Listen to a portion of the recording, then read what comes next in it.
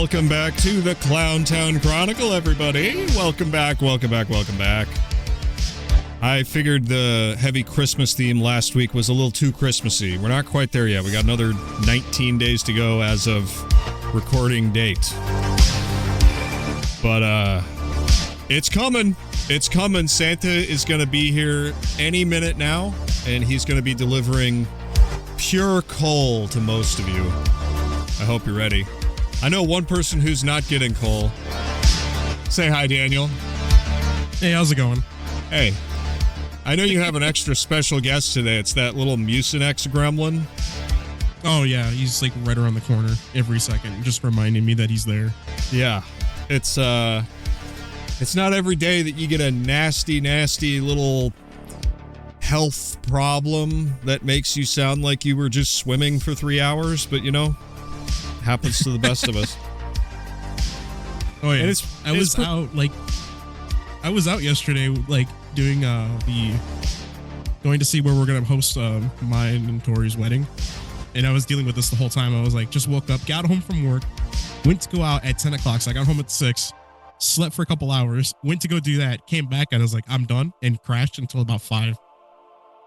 Yeah, exactly. Yeah. And it just progressed from there. I was like, all right. I was like, you need to go to the walk-in clinic. I'm like, no, it's fine. Today I was like, woke up and I'm like, oh, everything is spinning. I should probably go to the walk-in clinic. Yep. I'm the same type. I'm the same way. I'm like, nah, if I'm not dying, I'm not going. Last time I went to a walk-in clinic was when after like 6 months of well, actually it was more like almost a year of not getting, it was 2020. It was COVID times. And I was like, I was still in on the fence about like whether or not the virus existed or if the whole thing was just a giant psyop. And I finally got so sick, I was like, I have to go to the clinic. And they did the little test and they're like, yeah, you got COVID, but it's the Omicron variant or whatever the easy one was. And I'm like, it doesn't feel like it. Feels like I'm gonna die, doc. How long do I got? Yeah, it's weird because the very first time I got it, it was like, it just felt like the flu. And it was pretty rough, but not like really bad. The second time I got it, I was like in bed wanting to die. And they're like, oh, you got this version of it. You got the easier one. I was like, this doesn't feel any better. This is worse than when I had it last time. Yeah. I wanted to die. I was like, just kill me now, please. Take me away. I don't want to do this anymore. I got lucky. I only got it once. And I don't think I better not say that, but I haven't been that sick since, which is awesome. But I know I just jinxed it, so soon we'll both be sick. That's fair. I'll say tradition for me was getting it every Thanksgiving, and this time I decided not to get it this Thanksgiving, but after. But I didn't get COVID, just a sinus infection after them testing me, and also for strep throat. They're like, well, you don't got either one of those, so it's probably just a sinus infection. I'm like, I could have told you that. It feels like it. Yeah. Well, the good news is everyone's being really lazy, including myself. So, and include the media as well. Listen, I know that everybody in our world today is lazy, but yes, it includes the media as well. And not because there's a lack of stories. I was getting messages all week from listeners and other people who I know who know that I do the show, and they're like, oh, this is crazy. You should check this out. And there were so many where I was just like, I really don't feel like talking about that. Like, like there was this stabbing in Portland, where this guy, it was a black on white crime, of course, and this guy gets stabbed, and he allegedly said the N-word, and so they let the guy who did the stabbing off. And so I was getting, it's like, what am I supposed to do with that? Like, what am I supposed to do with that? How do I make jokes about this? That's just wrong. Yeah, there's no right or wrong and to give a good joke on that one. No, but it's like, oh, it's a big story, and I'm like, I got to be honest, like, I just don't feel like talking about it. I don't know, maybe that's a dereliction of duty, but quite frankly, what is there to say? It's wrong. Is it really a big story though? Like, how many times have we heard that same story? Just like insert location, insert color and race, insert man or woman or whatever you want to be. It's the same thing. It writes itself. Like, it's just the nonstop same thing. Well, I don't think it's really that big of a story. I don't either, because, like, you know, what's crazy is that, like, we are living in a world where, yeah, it totally makes sense that because justice is upside down, you could let a guy who stabbed a person away because apparently someone said a naughty word in his direction. And that's what they said. That was that was the headline grabber, and that was ultimately what the decision was based on, was that, oh, well, he said something racist after he was stabbed, so the other guy's free to go. That's Portland, right? Like, what am I supposed to do? Sit here over and over again and be like, they're crazy out there and they don't really believe in justice? That's what conservatives do. And I am not a conservative. No offense, conservatives.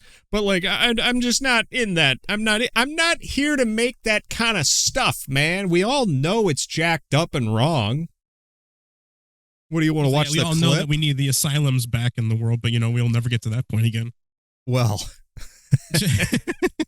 It's the entire world that is an asylum, and there now the inmates are just running the show as normal, as it should always be. Yeah, no. So I have a smorgasbord as usual of clips and stories and things like that, and you know, we got some funny ones. We got to of course talk about the Christmas season. Yes. Oh, of course. But can I ask, do we have a clip of Tim Walz in here somewhere? Somewhere down the line, I'm sure. Yes. Okay. Yes, we do. Like, I did catch a little bit of it today and understand what the context of it is now, and I'm kind of happy to hear about the jokes. I searched high and low to find audio visual confirmation that Donald Trump called Tim Walz a retard. And all I can find is the president said that Tim Walz is retarded and there's something wrong with him. And it's just like somebody wrote it from inside of a conference room or something. And the president came around and confirmed that, yes, he did think Tim Walz was indeed retarded.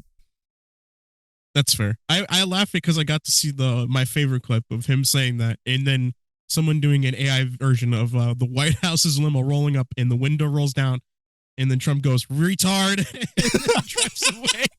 And I was like, oh, God. I love this world. Sometimes it really amazes me. Well, you know, the Rubicons are being crossed in the language department. I mean, there was the clip that I didn't play from the Piers Morgan and Tucker Carlson interview where Tucker is trying to get Piers to say faggot. Did you see that? Oh boy, no, I didn't know about that one. That's a new one for me. Well, and you know, the show got I saw a lot of people talking about it, like, who were like live streaming it, like, get cut because they played the clip from the show and Tucker just says the word over and over and over again as a joke. Like, he's like, just say it.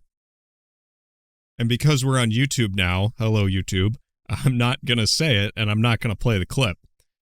But so that Rubicon's been crossed. We've got Tucker Carlson and Piers Morgan saying the naughty words, and then we've got the president calling Tim Walz a retard.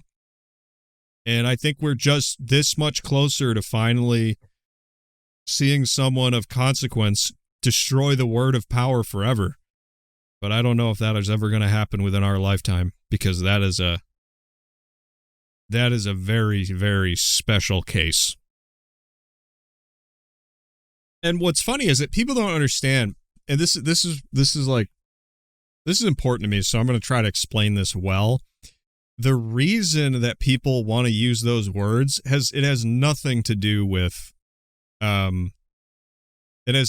most of the time it has nothing to do with the actual content of the word. It has to do with asserting your freedom of speech. Most of the time in the modern era. I'm not saying it was that way in the 60s. I'm not saying it was that way in the 70s, 80s, 90s. I'm saying in 2025, people want to say those words because Big Mama government said no. That's why they want to say them. Do you think that's true? Oh, I agree. 100%. Yeah. It's like telling a child, like, hey, you know, you can't say that. And the first thing they're going to do is say that, or you don't do that. They're going to do it. It's one of those, you got to let them figure it out on their own. And eventually it's just kind of like, oh, I shouldn't do that. Or, oh, I shouldn't be saying that. Right. Something's going to happen. And that's where we're kind of getting to. We're now at the point of, I'm at the point of just let it happen. See what, let people figure it out on their own. Yeah. Because we're going to obviously holding their hands through everything and saying, oh, no, we can't do that. And trying to negotiate with these people. It doesn't work. Just let it happen. Well, let me make a comparison just from my personal experience. So being raised real religious, First time I heard like words, like swear words that I didn't understand, like ones that were in R-rated movies, they hurt my ears. Like I would have a physical reaction to how nasty the F word sounded, for example. Like a physical reaction when I was like, I don't know, 9 or 10, because I wasn't used to hearing that language. And then I found the Angry Video Game Nerd when I was like 13, 14. And it was so funny because it was such a release to be like, ah, yes, here is somebody who uses those words all the time. And then eventually it got tired. And then when I finally broke free and started swearing myself on We Talk About Dead People, I overcompensated. I swore way too much on that show. And then I started cutting back because I was like, now it's starting to sound juvenile. They're juvenile. And it's messing up the flow.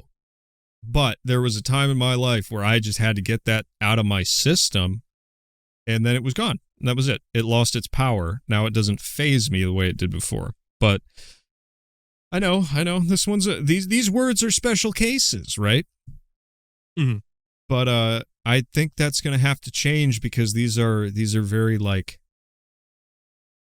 these are very what would be the word? These are delicate things. These things are these worries about words are for delicate people, and you can't be delicate and survive in this world right now. You know? Yeah. That's kind of my feeling on it. But did the Mucinex gremlin want to add anything to that? No, he's just enjoying himself, clogging my sinuses up. All right.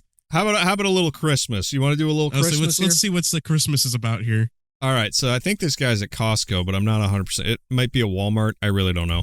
Every item you see in a store will one day turn into garbage. And when you buy them, you are converting your hard-earned money into future landfill junk. You do not go to work to convert your money into junk. You do not exist in society to convert your money into someone else's source of revenue. If you wouldn't put your money directly in a trash can and never see it again, you should not be buying any of this crap. Just because the weather is getting colder and the months end with BER does not mean that you need to be wasting your money on junk that no one needs. Man, this guy's getting real personal about the show donations. You know, like, I don't know what else to say. Like, I think he said it all here. Getting colder and the months end with BER does not mean that you need to be wasting your money on junk that no one needs. Man, I don't know. Hung to you too, you know? Yeah. Way to kill the Christmas spirit, huh? Yeah. For real. I don't know. I mean, I guess I kind of get it. No, I get it. I totally understand. At the same time, though, but if people want to spend their money on the goofy stuff that they're probably going to toss out within a day or two, by all means, enjoy it. But don't come crying to me about, hey, I don't have the money to buy like groceries. Yeah, that's my input.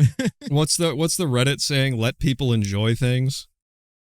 Yeah, I think that's the old saying of let people enjoy themselves on dumb stuff. I think that's one of the few Reddit phrases where I'm like, I kind of get that one. I know it's used for horrible things, but like the phrase itself isn't offensive to me. There are a lot of buzzkills around Christmas. Oh, plenty. Oh, and to add to the listeners, this is a Costco. I recognize it very easily. Yeah. I haven't been to a Costco in years. It's like when you're in the warehouse and you see those orange rackings, it's just that. Yeah. Everywhere. Yeah. It's like this everywhere. So yeah, it's basically that. Costco used to be the place to go, you know? Oh, man. Still is. Yeah. I love it. I guess around here it probably is, yeah. Let's finish this out here. If you allow corporations to control the way you spend your money just because of the time of year we're in, you are going to be a financial loser for the rest of your life. And converting your money into future garbage is the surest sign that you want to stay broke forever. Consumers are losers and investors are winners. If you want to win in this society, you have to be an investor and stop being a consumer. The choice is yours and only yours. Jeez, I didn't expect this to be investment advice. Is he saying not to invest in Big Christmas? What a dummy.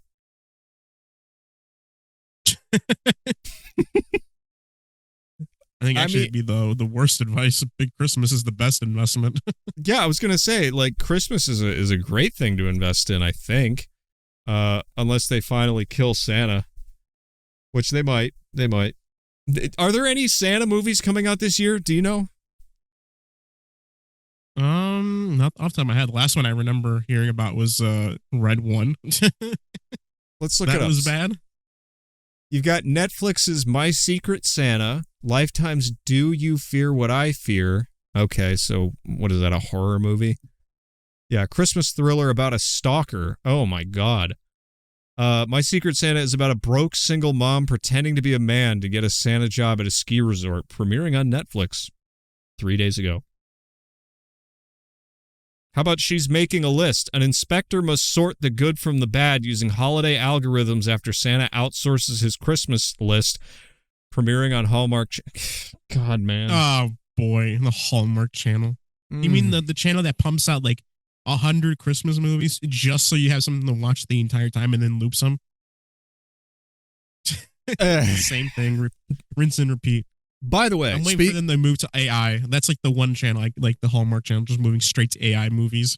Speaking of Christmas movies, I have discovered something, I guess, that I just realized I'm not really allowed to say, but let's just put it this way. There's another site that we can stream on that allows us to watch movies and comment on them without having to worry about copyright and stuff. And there's been a request for us to do a viewing of the Polar Express. And we might do it. That'd be amazing. We might do it there. So just everybody keep your eyes open. Me and Adam, we're looking for a copy of the movie. We don't really want to do it through a streaming service. We'd like to be able to just like have a file that we can, pause together using extensions and that sort of thing. Of course, Daniel, you're invited. Yeah. But I feel like we need a copy. I have a copy because my sister has a copy. Do you really? Yeah, my sister has it. I just have to ask her for it. Okay. I was about to go dumpster diving at like antique stores, and I think Adam's gonna go to a vintage video shop and see if he can find a DVD copy. I really don't want to order anything. I'm sorry. I'd just rather find the DVD somewhere. It just feels so much more sacred to like go out on a mission to find this movie and come back with the prize. Speaking of Christmas stuff, are you a big eggnog enjoyer, Daniel? I actually am not. Really? Yeah, I've never really got into it. But then again, I tend to avoid anything that deals with dairy. And nog might be a little too much for me. Yeah, I totally understand that. I was never a eggnog person myself, because it just sounded disgusting, right? Like when somebody said, "Would you like some eggnog?" It's like, what is that? Is it like eggs in a carton? And then sure enough, they pour you a glass and it just looks like whipped up eggs in a cart. It's like, what is that? Now, as I grew older, I did taste it, and I do like it. All right, so for everybody out there, we've got an eggnog recipe from none other than Martha Stewart. This is to help you, make your own refreshing beverage for the holiday season. Just can't imagine a Christmas without my very favorite eggnog, and it is truly a family tradition. And so you beat up your egg yolks and gradually add 1.5 cups of superfine sugar. And now you're going to add 1 quart of whole milk and 1 quart of heavy cream. And now 3 cups of bourbon. I warned you, it's pretty strong. But you only drink a little of this. And we need 1/2 cup of dark rum and, believe it or not, 2 cups of cognac. A good cognac. Now I had no idea that eggnog was an alcoholic drink. So you can get it with alcohol and without alcohol. Okay. I feel silly because I guess I've always had the homeschooler version of eggnog, which didn't involve any booze. See, I didn't know about it until a bunch of songs that referenced people drinking eggnog and then just getting completely blitzed. And I was like, oh, so I didn't know there was it was actually meant with alcohol. Yeah. You can just get it off in the stores without it. This is just that. This is a special eggnog called the Milwaukee Christmas. Before serving, beat the egg whites. Now you can take the egg whites and just gently immerse them into the egg yolk mixture. This gives a lot of fluff and volume to your eggnog. You can add just a tiny, tiny bit of sugar to your heavy cream. Again, remember, not too stiff. So I'm going to put our base into our great big, beautiful punch bowl. Just dollop the whipped cream on top. The final touch, fragrant grated nutmeg, and let guests enjoy. Remember, one per person. Yeah, you don't want to have more than that, or they're going to write a Christmas song about you. Just saying. You don't want to be that guy who has a little too much of the old Christmas nog. Or you're going to hurt, your noggin is going to be hurting the next day. And not just from the booze, but from all that sugar and dairy. The Mucinex gremlin will be up your nose. Yeah. For me, the dairy will be, hey, bathroom it is all day. What did she say? 4 cups of whiskey? And then, like, something else with, I think it was 3 cups of, half a cup of bourbon. Yeah. That's crazy. That's a lot of alcohol. That's a lot of booze, man. Like, all that bourbon, half a cup of dark rum, 2 cups of cognac, and oh my gosh, and she's like, good cognac. But between like 100 happy to she like is. 90 proof? We talking here? Oh, look at that God, smile. Yeah. Oh, she's so happy. She's like, Christmas is going to be extra special. Man, oh man.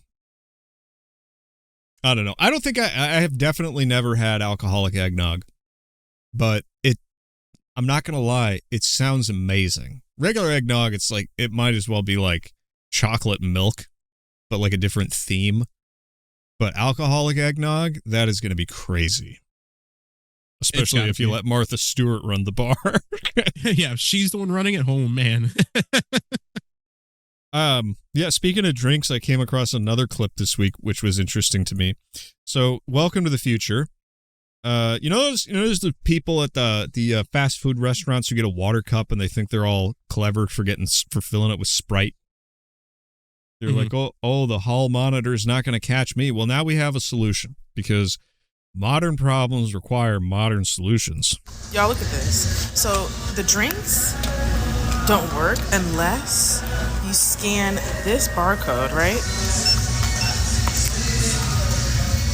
And then they give you 18 seconds. Here, watch. What? Oh my God, I'm spilling. They are done with you stealing drinks. Yeah. No more Sprite in the water cup. Yeah, until your buddy's like, hey, I bought a normal drink here. I'm just going to scan it, go and fill up.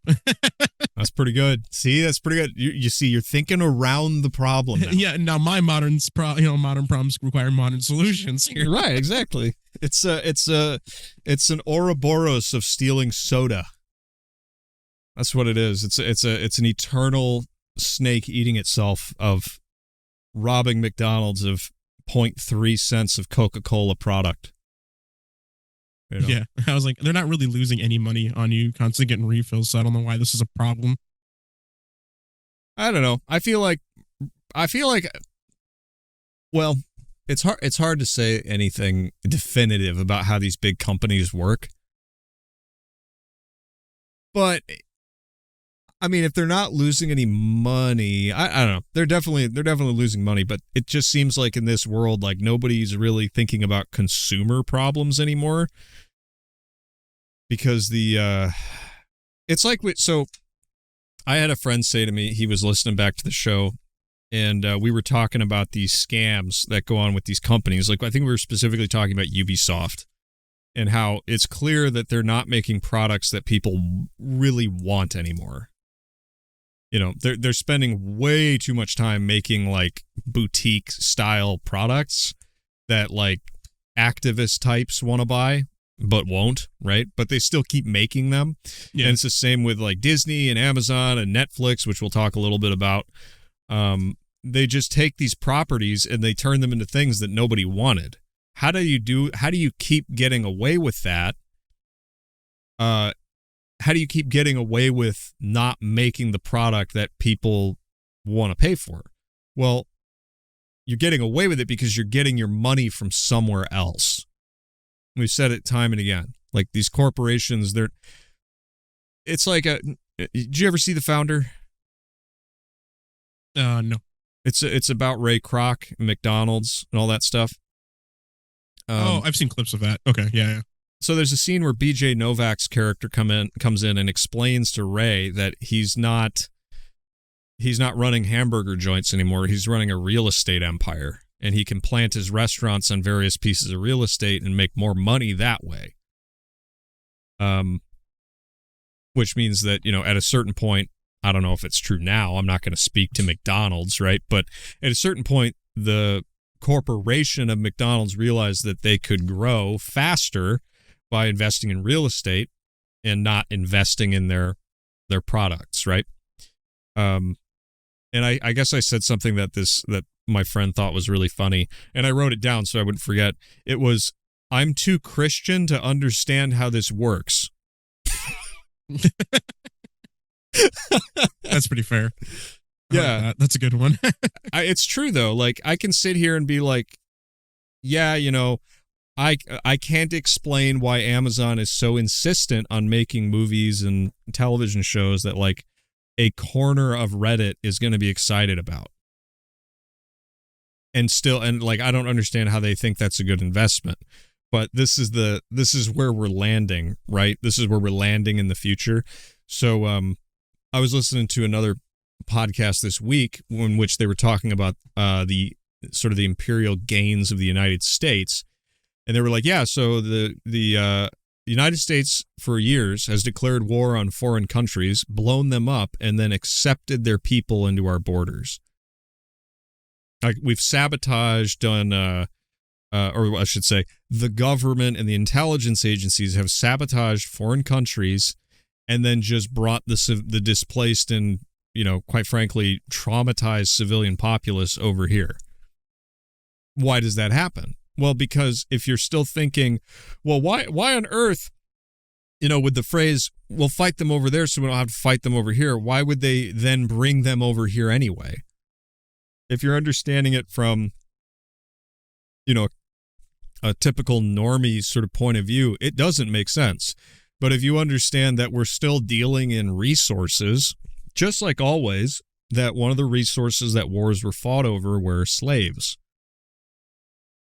They destroy and atomize a foreign country and they say, all right, slaves, come on in. And they are just thankful that they're not starving in a dusty street. That's what's happening. That's mm-hmm. Late stage empire stuff. That's nothing new, man. British Empire did this. The difference was they couldn't just transport people to the core of industry, and they were able to utilize slave labor back in the day to get, foreign products like coffee and cocoa and spices and silk and things that could only be made in these foreign countries. But now they want frickin' people. And so if you don't understand that that's what's happening, that's why the empire is behaving this way, it doesn't make sense. But if you understand that, oh, yes, they're just enslaving the planet, it makes perfect sense. Which is hilarious, because one of the clips that I didn't want to talk about this week, and we're still not going to talk about it, is some New York Times reporter guy, I think, who was just like bragging about how he and all brown people, which are apparently a monolith to him because, he's an idiot from New York, are here to take your country from you. Did you hear about this at all?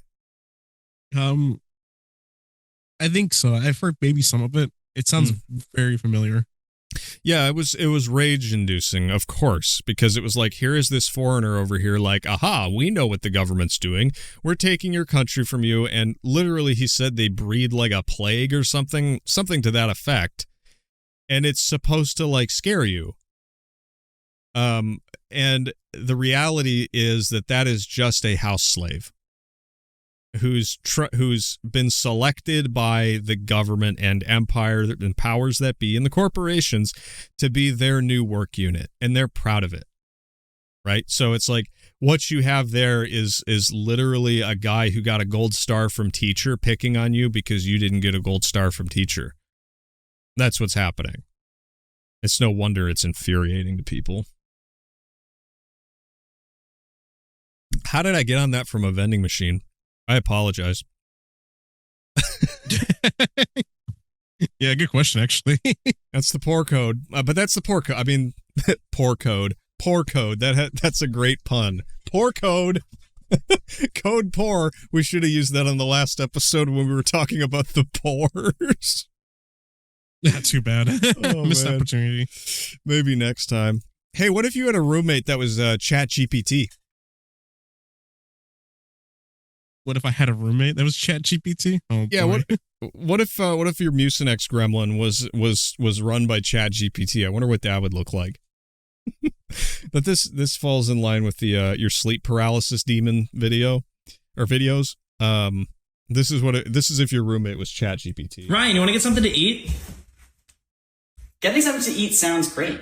I'd be happy to put a list together of places that we can go. Just let me know what you're in the mood for, and I'm happy to help out.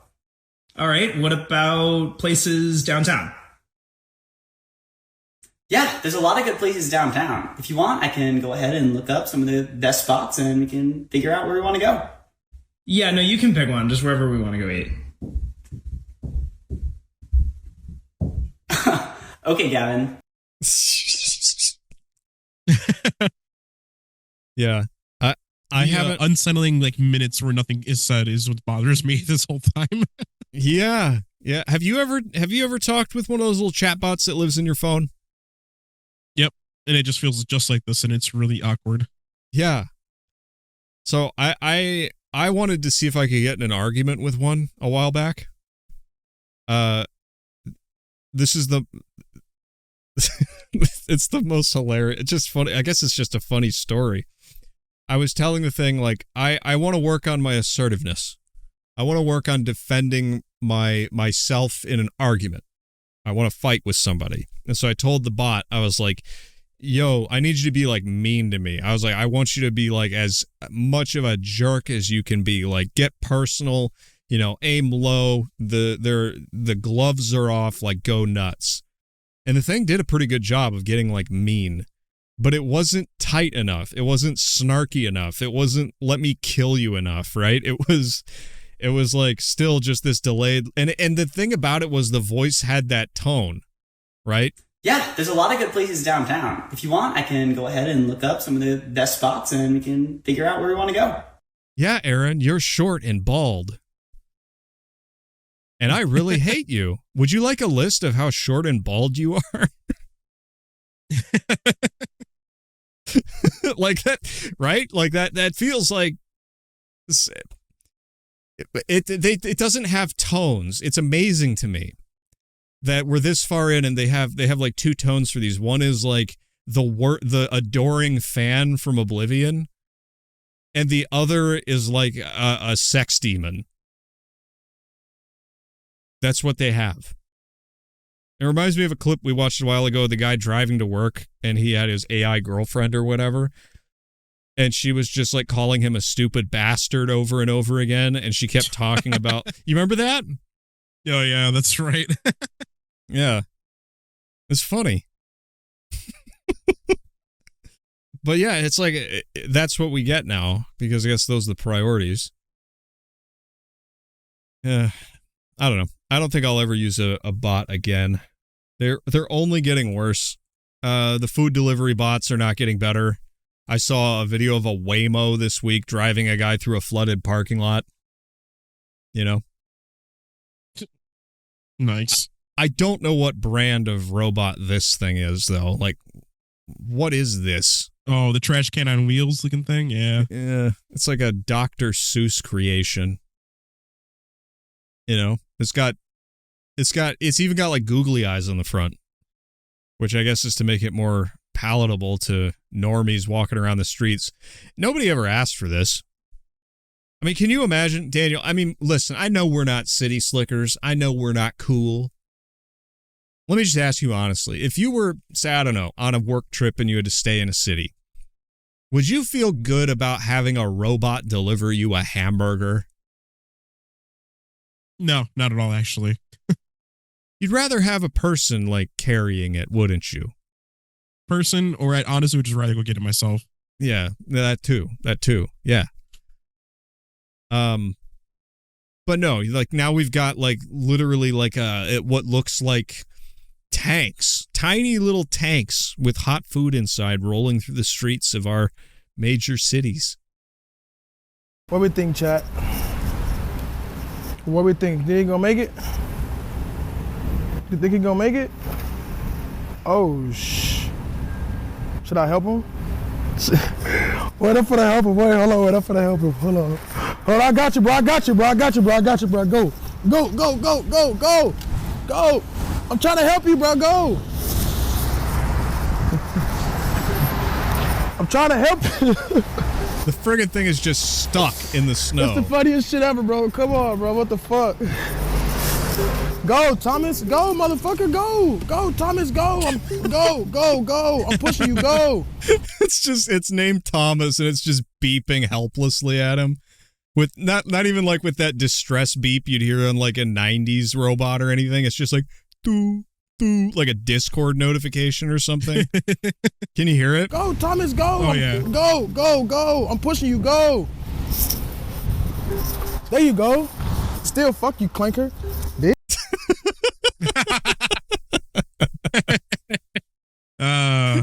I love people. I mean, come on, man. Did we really think that people were going to just accept this? Like, oh, yes, now we have to deal with little robots driving around our streets delivering McDonald's. I'll tell you this right now. This is not Philly, because that thing would be busted open and beaten with tags, marks all over it everywhere. That's true. This is not Philly. This is going to be somewhere else. It's so crazy. Like, we have all of these like hallmarks of like living in the future.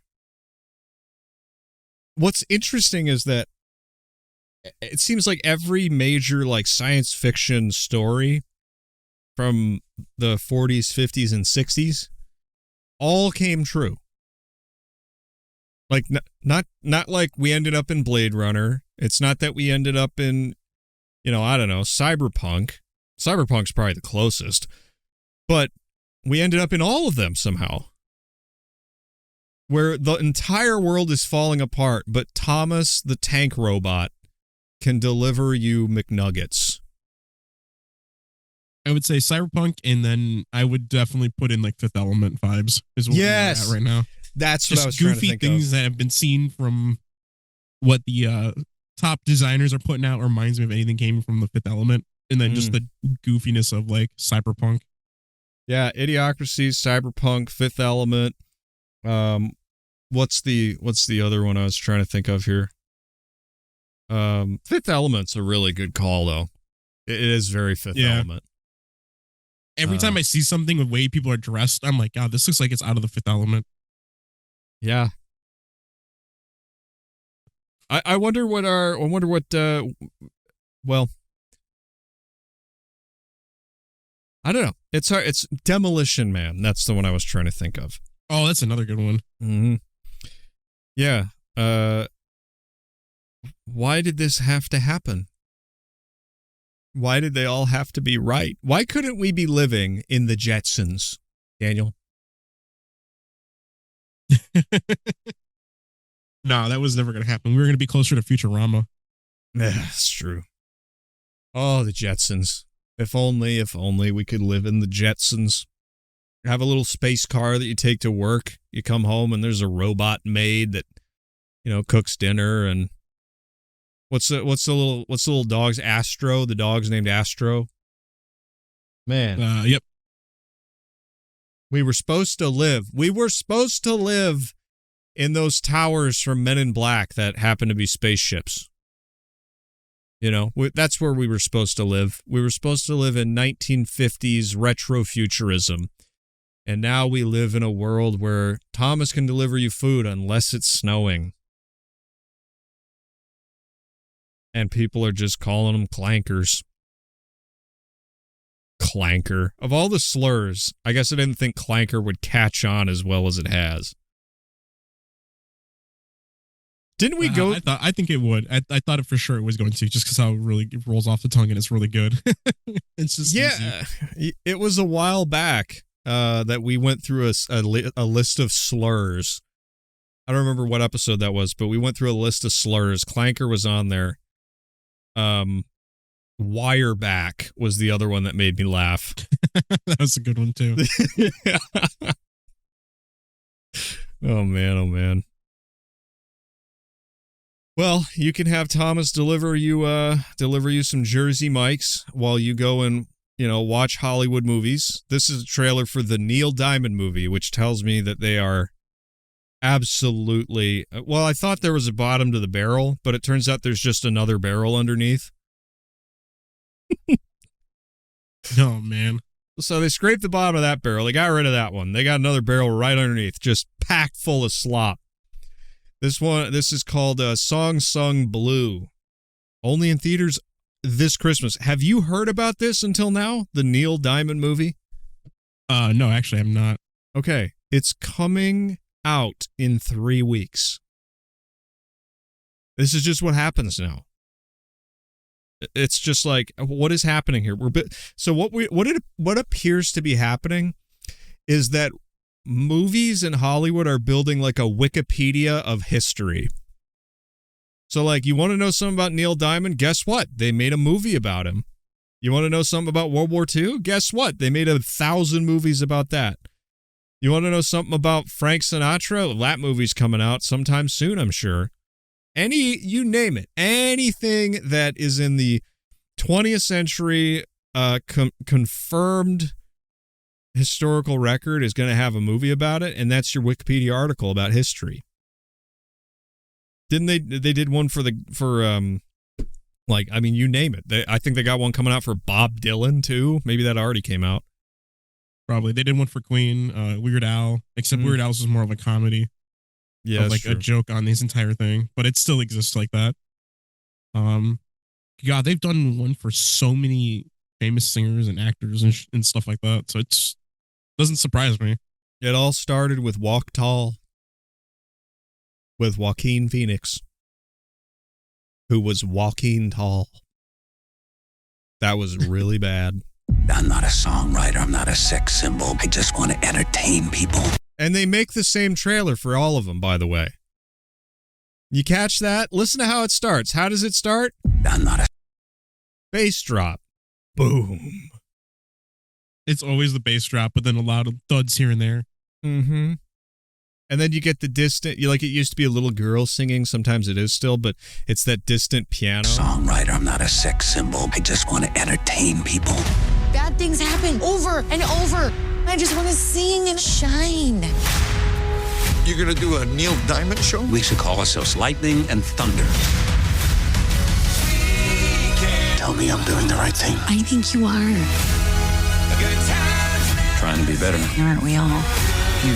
It hurts me to hear this song abused in this way.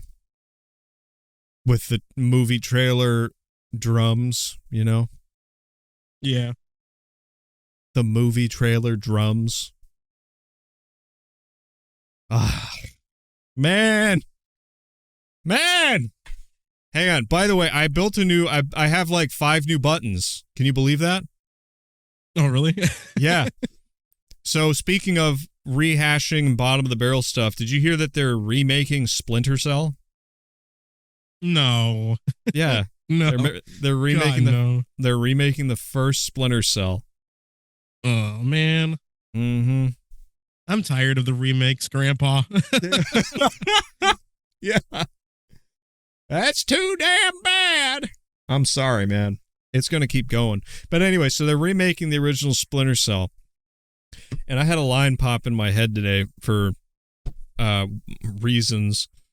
And it was Lambert from Splinter Cell 1. He always had some bangers, like he'd come in and just say something. Did you ever play Splinter Cell? I played a handful of them, yeah. Right. So just for those who don't know, it's a stealth game. You play as an aging special forces guy doing like data recovery before you could just do it on the internet. He would like break into data centers and things, and you weren't supposed to kill anybody. Like you're just a super spy kind of thing. But you had a boss or a handler who was always on your radio saying great lines. And I actually have one for this this music here. Let me wind it up here. And thunder. Tell me I'm doing the right thing. I hate this kind of thing. Good stuff. I hate this kind of thing. You want to hear another one just for fun? Sure. Let it rip. Christ almighty. Yeah. That's it's pretty good. I might need to turn those up. Let me do that real quick. I'm gonna turn those up. Not quite loud enough. Well, I mean, they're at least not loud enough to compete with the Neil Diamond trailer. So let's wind it back one more time. Here we go. Tell me I'm doing the right thing. I think you are. Trying to be better. Aren't we all? You've ever had a shot, pal, this is it. Fisher, holy Christmas.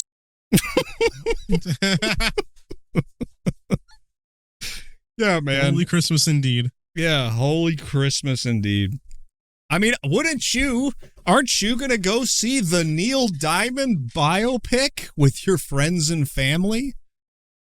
You know, I have really good associations with that song, and I'm mad that they're just turning it into some other nonsense story.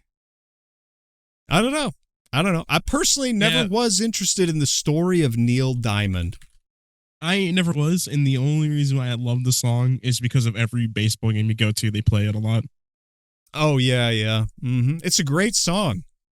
I've heard it's about an underage girl. I don't know if that's a rumor. Probably. I don't know, man. It was a wild thing back in the day. Yeah, I wonder. Yeah, maybe I'm wrong. I don't know. I've heard such a rumor. Everybody just ask ChatGPT. Is Diamond his real name? No. Really? Let's see.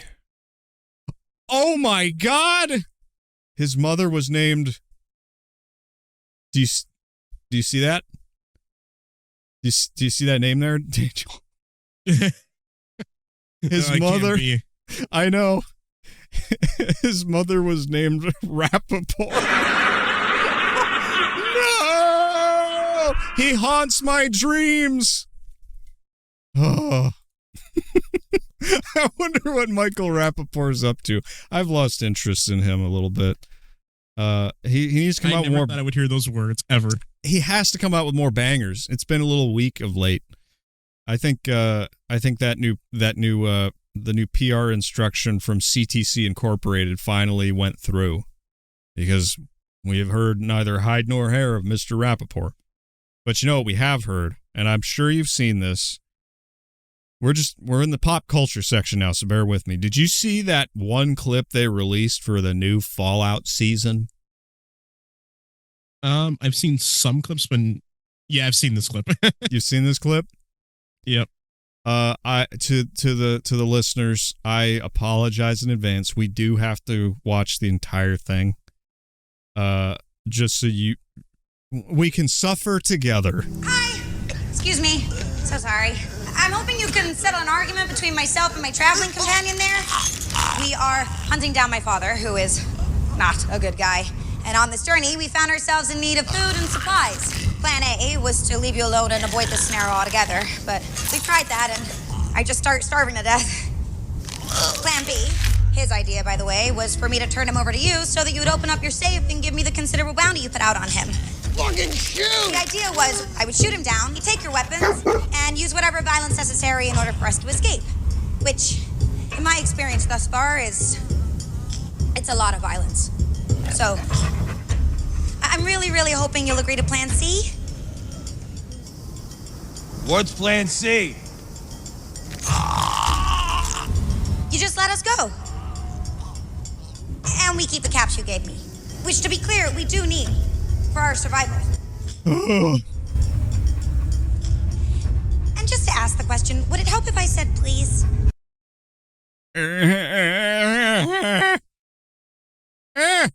All right. It wasn't as bad as I thought, but it's still annoying. I can't stand her character. Why not? It feels so much like Boy Scoutish, and I just can't do that. Yeah, I saw some Reddit brains defending it like, oh, she grew up in a picture-perfect vault environment. Of course she's all ditzy. And I'm like, this isn't ditzy. This is like fake ditzy. This is Broadway ditzy. This is somebody watched Wicked and really liked Glinda. And so they this wrote... is somebody who is like absolutely perfect Superman-style character. The Boy Scout. Yeah, well, they gave Glinda a gun, and then they called it a Fallout show. It's like, people are like, oh, this is all millennial writers. I'm like, no, this is who's left. People who wrote for film are just, they're writing other things. The really good writers are elsewhere, but the people who are getting hired for these writing roles are like, they have a background in Broadway, which is completely like, since like, God, I don't know, maybe the late 80s, early 90s, Broadway has been monotone. They all write characters like this. And you see how boring, like, this might as well be on stage, right? There's the fact that it's on film, there's nothing to it.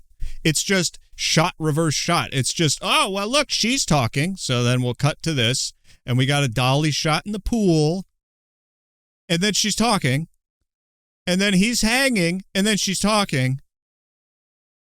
It's like, where is the joy, man? Where is the actual artistry of filmmaking? This could have been done on a stage. You see? Yeah.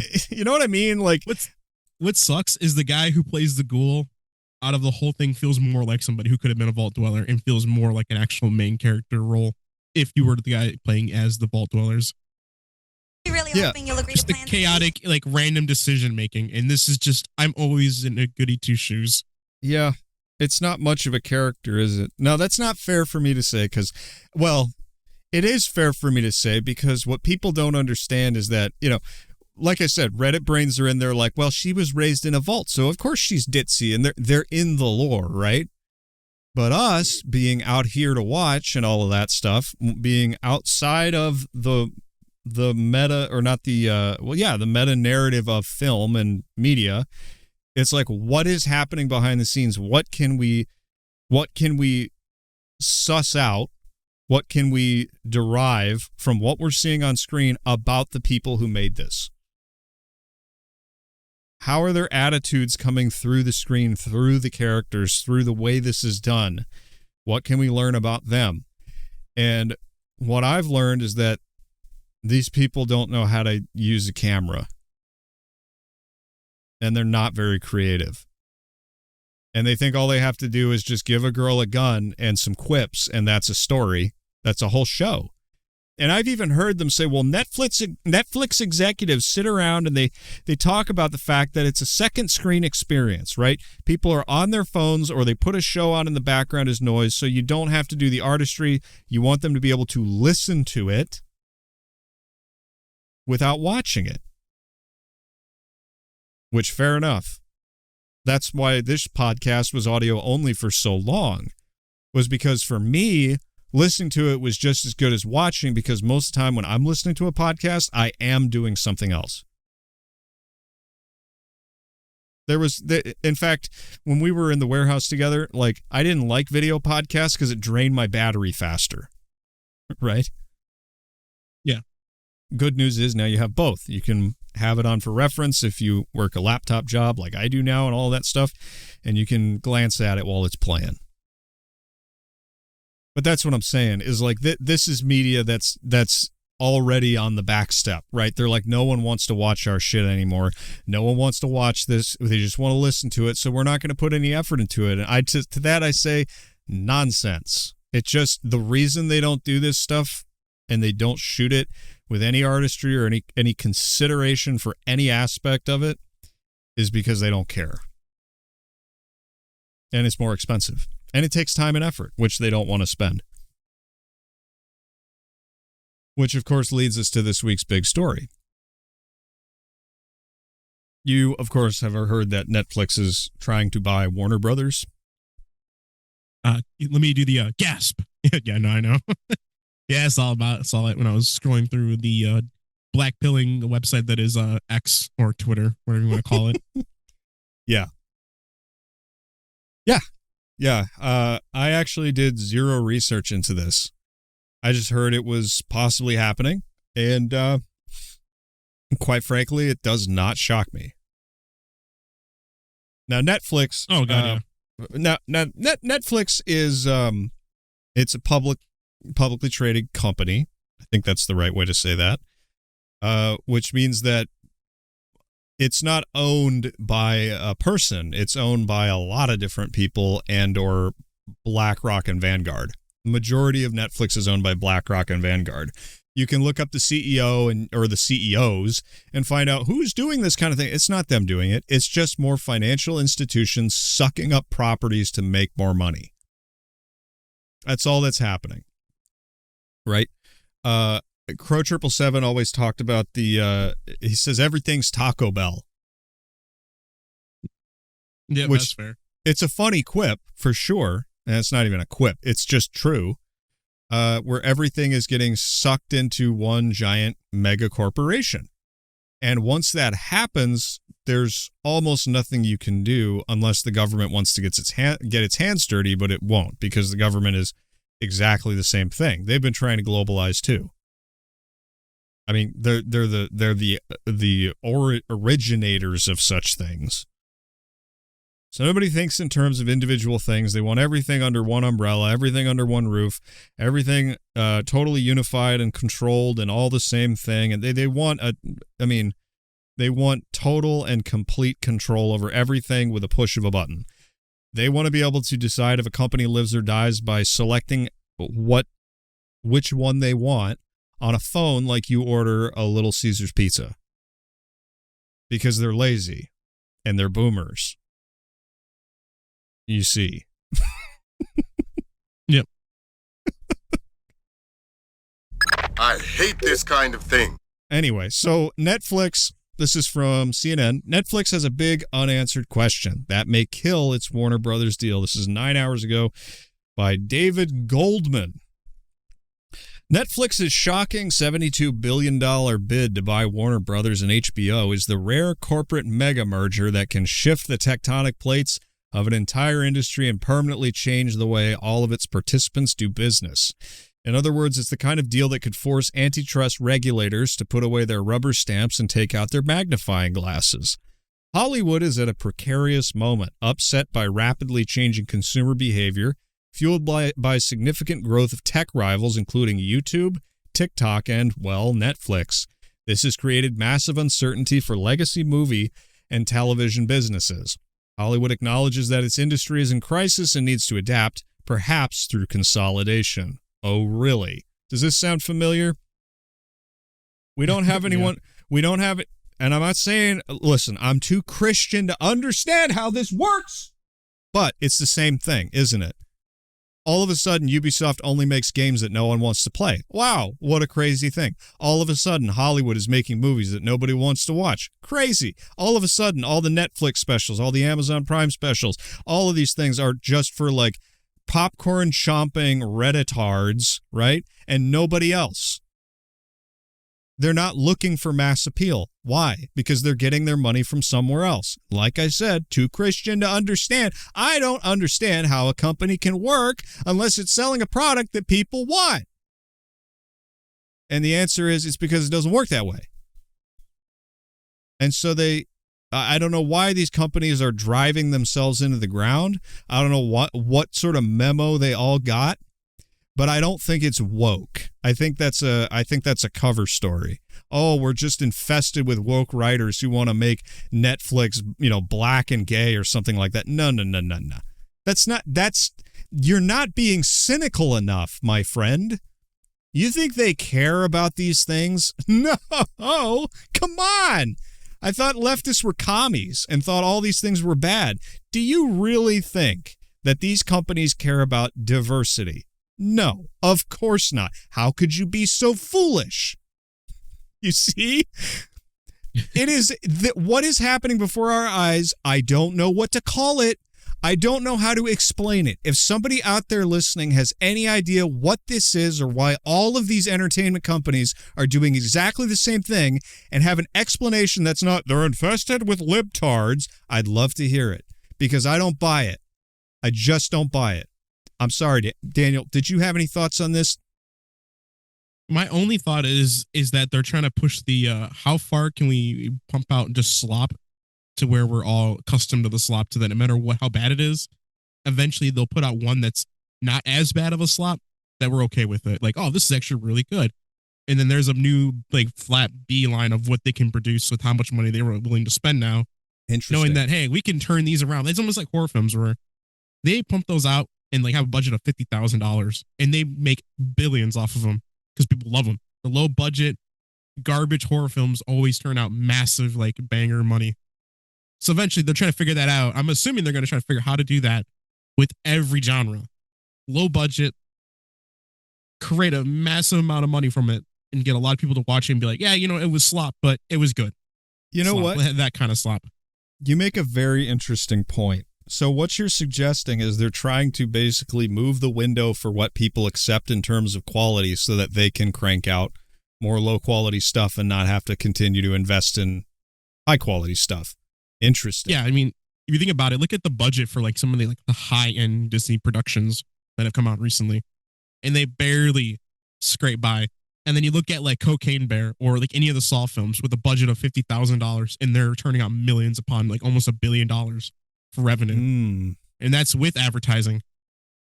Like, it's insane. It's like, all right, so the budget can be low for this category, but everybody else who producing like any type of film, they're putting the budget so high and it's astronomical.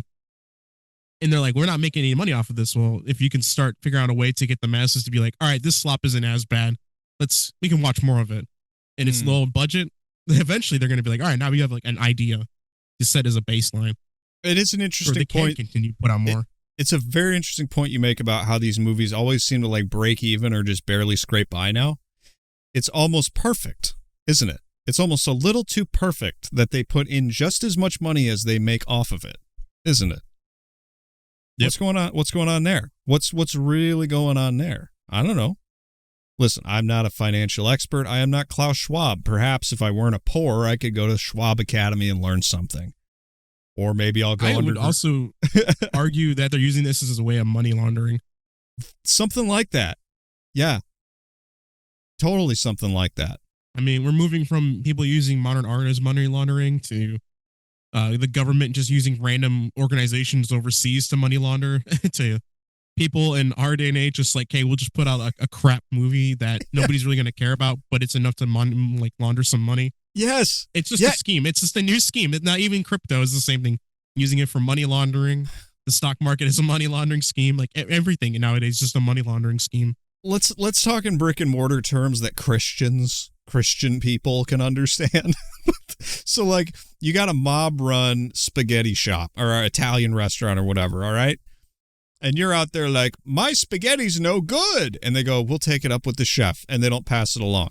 And for years, you keep coming back, the spaghetti here is no good. And then the reviews get out and nobody wants to eat that spaghetti anymore. And then soon enough, the only people that go in that restaurant are like suspiciously loyal. They're there all the time. They go there for breakfast, lunch, and dinner, like all of that stuff. And everyone else is like, how does this place stay in business? Why, it must be those loyal customers.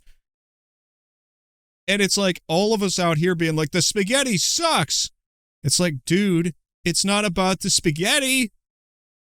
It's never been about the spaghetti. It's a spaghetti. It's not even like a Italian restaurant. It's a front. And I think now they're getting so brazen about it. They're like, yeah, ramen noodles are cheaper. Just use those for the spaghetti. Forget the marinara. Just use some ketchup. And because they have a monopoly on every Italian restaurant on the block, they can change all the ingredients and eventually no one will remember what real spaghetti tasted like. Yeah, this is like starting to feel like the gambling epidemic that's been going on around here. 100%. Have you ever noticed that? Yeah. Mm-hmm. It's gotten so bad. I thought it was weird when I came back from Texas to walk into like a Chili's style restaurant and see video gaming, like slot machines in every single one of them. But since then, with the proliferation of gambling apps and all of that stuff, which I only remember noticing, I'm sure it was around longer, but I only remember noticing during the, when Biden won, I remember people talking about their bets. And I was like, where are you guys betting on this? Like, are you betting with a friend? And then I found out there were apps. And again, my Christian brain was just like, people do this? It's so bad, man. It's wild to see there's bets on everything nowadays. Oh, man. I'm sorry. Were you going to make a broader point about that? I got distracted. No, I mean, like, I feel like that is just another problem that's been kind of coming up is the whole gambling scene has been kind of taking a thing where banks are now offering to gamble off of their own apps. Have you seen that? No. Hang on. Yeah. Hang on. What bank? Oh God. It was a bank that was saying that there was it's no gambling and it's supposed to be. Yeah, this is one. Right here? I know Coffeezilla talks about it in his. Oh, Coffeezilla? This is a year old. Yada. Yeah. It went from saying that you can bank with them, you weren't going to lose any money, to where all of a sudden now you can gamble on it. And now they're just gambling. It's always been about the gambling. To gaming industry, pushing it pretty big. It's getting pretty crazy. Well, maybe we should listen to a little Coffeezilla. Well, maybe not. I really do like him. He's good at what he does, obviously. The whole exposing the gambling epidemic is also really good for like seeing Stake, FanDuel, and how they've been printing money basically. Let's take Joe Rogan and them. Let's take a little look at the intro then, because I might have to watch this later. Changed. It used to be you'd lose your money on slots in Vegas, but today, not only can you do that, you can also bet on your favorite sports team, on the opening coin toss, on this individual pitch, or on all three in a parlay. You can do it from your phone, your tablet, your Apple Watch. You don't just have to gamble on sports, you can gamble on esports, on video game items, on slots with those items. You can do it in Roblox or on regular stocks, on meme stocks, gamble with calls, gamble on earning calls, gamble on calls with earning calls. You can gamble on political events, world events. You can bet if Zelensky's going to wear a suit before July, if Jerome Powell is going to say inflation 50 or 60 times in September. And you don't just have to gamble on that. You can gamble on crypto coins, Trump coin, Dogecoin, Farcoin. You can gamble on the champion of Farcoin coin, and you can gamble on any of the posts the champion of Farcoin has ever made on whether they will become popular or not.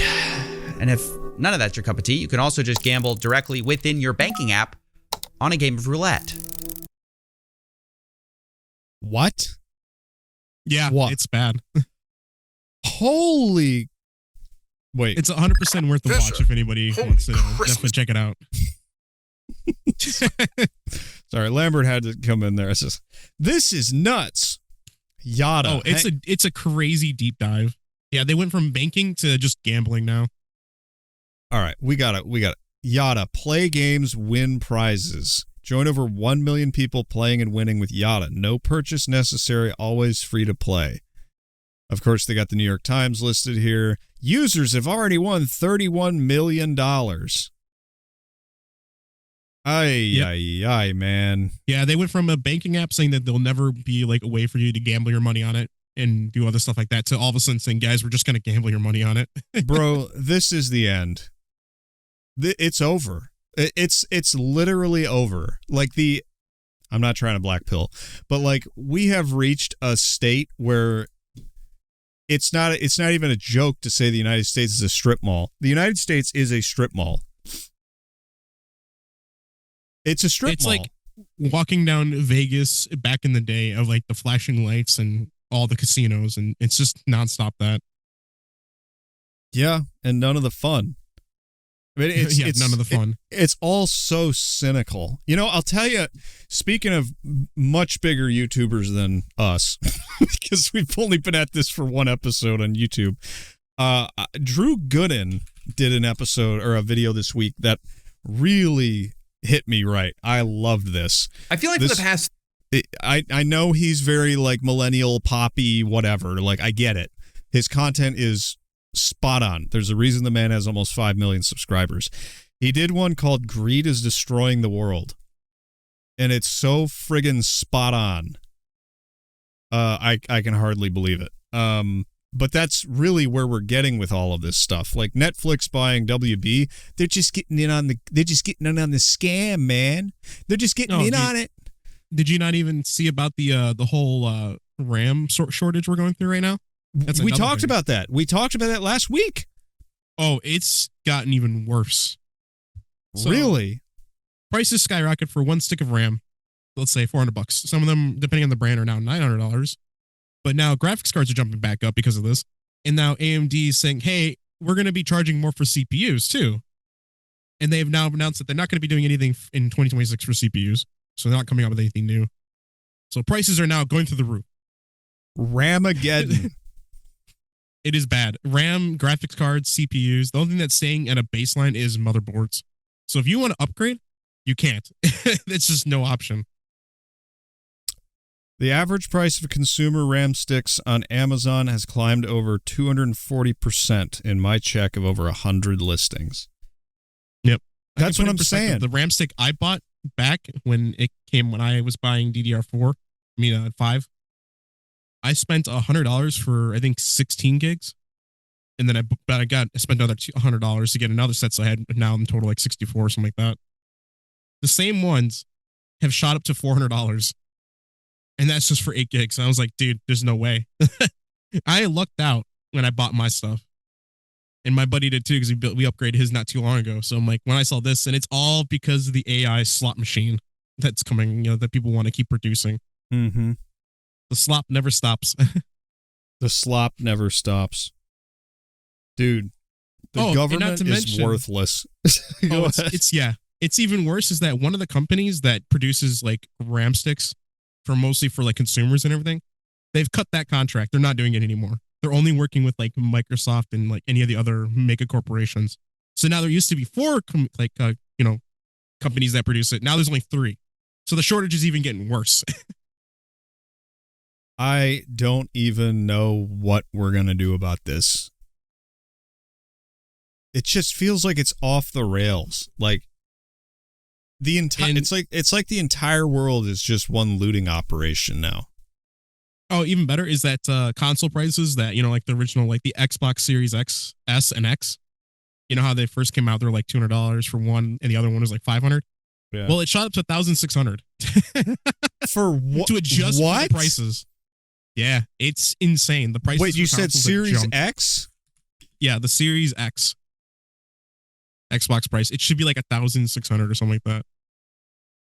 This one might not just yet, but yeah, the 600 price has been bumped up because of some of the pricing that's been changed. But like that's just for inflation. From what I've heard so far, the pricing is supposed to go up again, and it's going to get more expensive. I would not be surprised, man. No, I know. You're ahead of these things, right? So like you told me about the RAM thing. Yeah, so the pre-builds are still priced very well. So if you were going to build a computer, don't get a pre-built right now because they're not adjusted for it, but eventually they're going to get adjusted to that price because like I can get a good pre-built for $1,500. And that's like with the same amount of RAM that's in my computer, or maybe like a little less, and it's not even that bad. Like if you're spending $500 on RAM, and you're looking at a pre-built, it doesn't have that price gouged into it. So you're going to still get a good deal out of it versus actually just building it. It is rough. So I'm waiting to see those prices change, which they're coming. It's happening. Man. Dude, all the data centers are just becoming a problem. It's getting ridiculous. It's going to burst. That bubble is like on the verge of bursting. It feels like all the bubbles are trying to burst. And that's what I'm saying is like, going back to the Netflix thing a little bit, like they're just, what is this scam? What are they all, why are they all doing this? Right? Driving everything into the ground in horrible, awful ways. Like what is the end game here? And I'm telling you, it's something to do with money. It always is.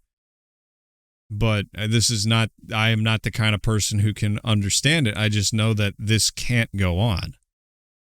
We're at a point where it can't. Something's got to break. Something's going to break, and something's got to happen for it to change. See, this is what's interesting, right? So money, the reason a lot of people can't understand money is because it's all figurative now.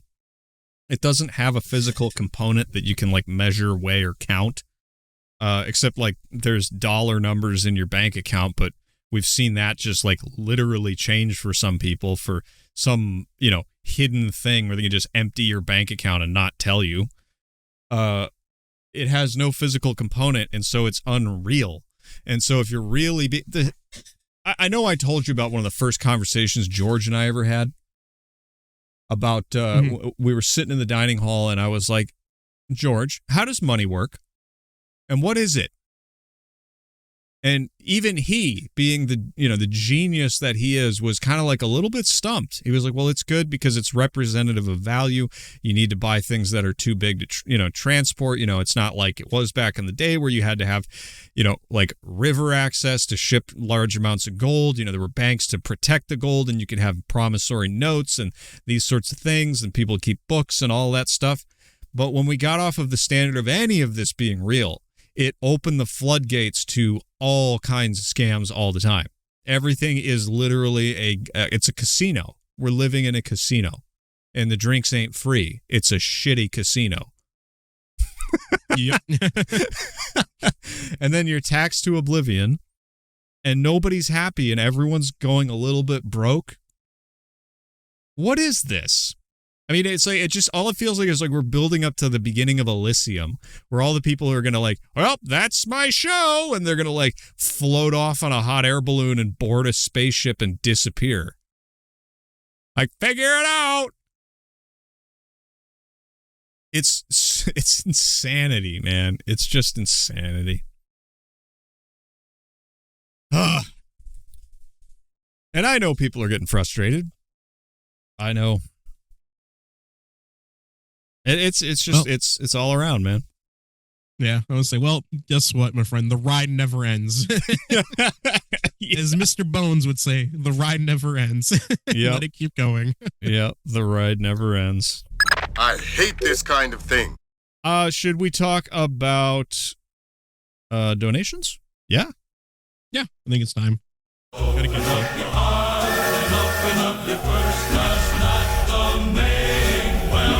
Just the worst. Oh, yes, it is.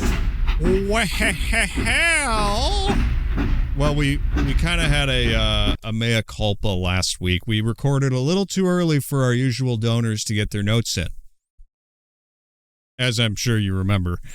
Yeah.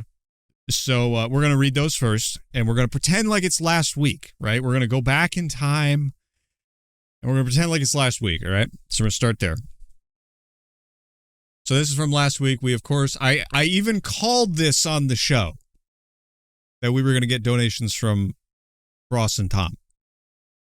And I said, I know you guys are good for it, but we just recorded too darn early this week. So we're going to read them. Anyway, Tom gave $5.55 last week. He said, giving off rejected landscape artist vibes. I am here to watch Roger Roger. Who could he be referring to? We are here to watch. Rejected landscape artist vibes. I don't know anybody like that. That's something else. But then he sent $5.55 this week, and he said, manifesting a hot and ready. I am here to watch, which of course we appreciate, because our threshold for playing the hot and ready button is $100. So he was hoping. And then he sent in 100 this week, and he says, F manifesting shit, just make it happen. I am here to watch Roger of all Rogers. Little Caesars Hot and Ready Pizza. Walk in, walk out. It's hot and ready whenever you want it. It's hot and ready, get it tonight. Fisher. Pick up a large, freshly made hot and ready pepperoni pizza for only $5. No need to call ahead. It's hot and ready all day, every day. Nobody gives you fresh hot pizza faster than Little Caesars. It's hot and ready. I'm okay. Get it tonight. Pizza. So thank you, Tom. We appreciate it. We're going to be eating good tonight, and maybe we'll be able to afford one stick of RAM in 10 years. Oh man, that's the dream. Yeah, man. Yeah, big shout out to Tom. We've missed him in the chat, but he's back, and he's better than ever. Bros, of course, did send in his 333 last week, and he just said, life is fiery with its beauty. Life is fiery with its beauty. Which is still, I love that one. That's just so much fun. That's a good one. Yeah. And then he sent another 333 this week, and he says, it's December now, so Merry Christmas to everyone, except for globalist scum. Which is, I love it, you know. We don't want no globalist scum. You know what, dude? Like, you can buy WB, you can destroy all the franchises you want, but you'll never destroy our souls. I mean, you can destroy the economy and our bank accounts, our way of living, our history. You can destroy everything that ties us together and makes us not a slave population that can be exploited by creeps who send Katy Perry to the stratosphere for fun. But you will never break our spirit. And that's it for the donation section. Everyone who you know, if you want to contribute, the link is in the description. Just send us a couple bucks. And because we're on YouTube, I think you can also hit a little button that lets you donate there. But, you know, I'm not going to expect much from you trash. You video watchers. You TV brains. All right, that's a little mean. We still need money.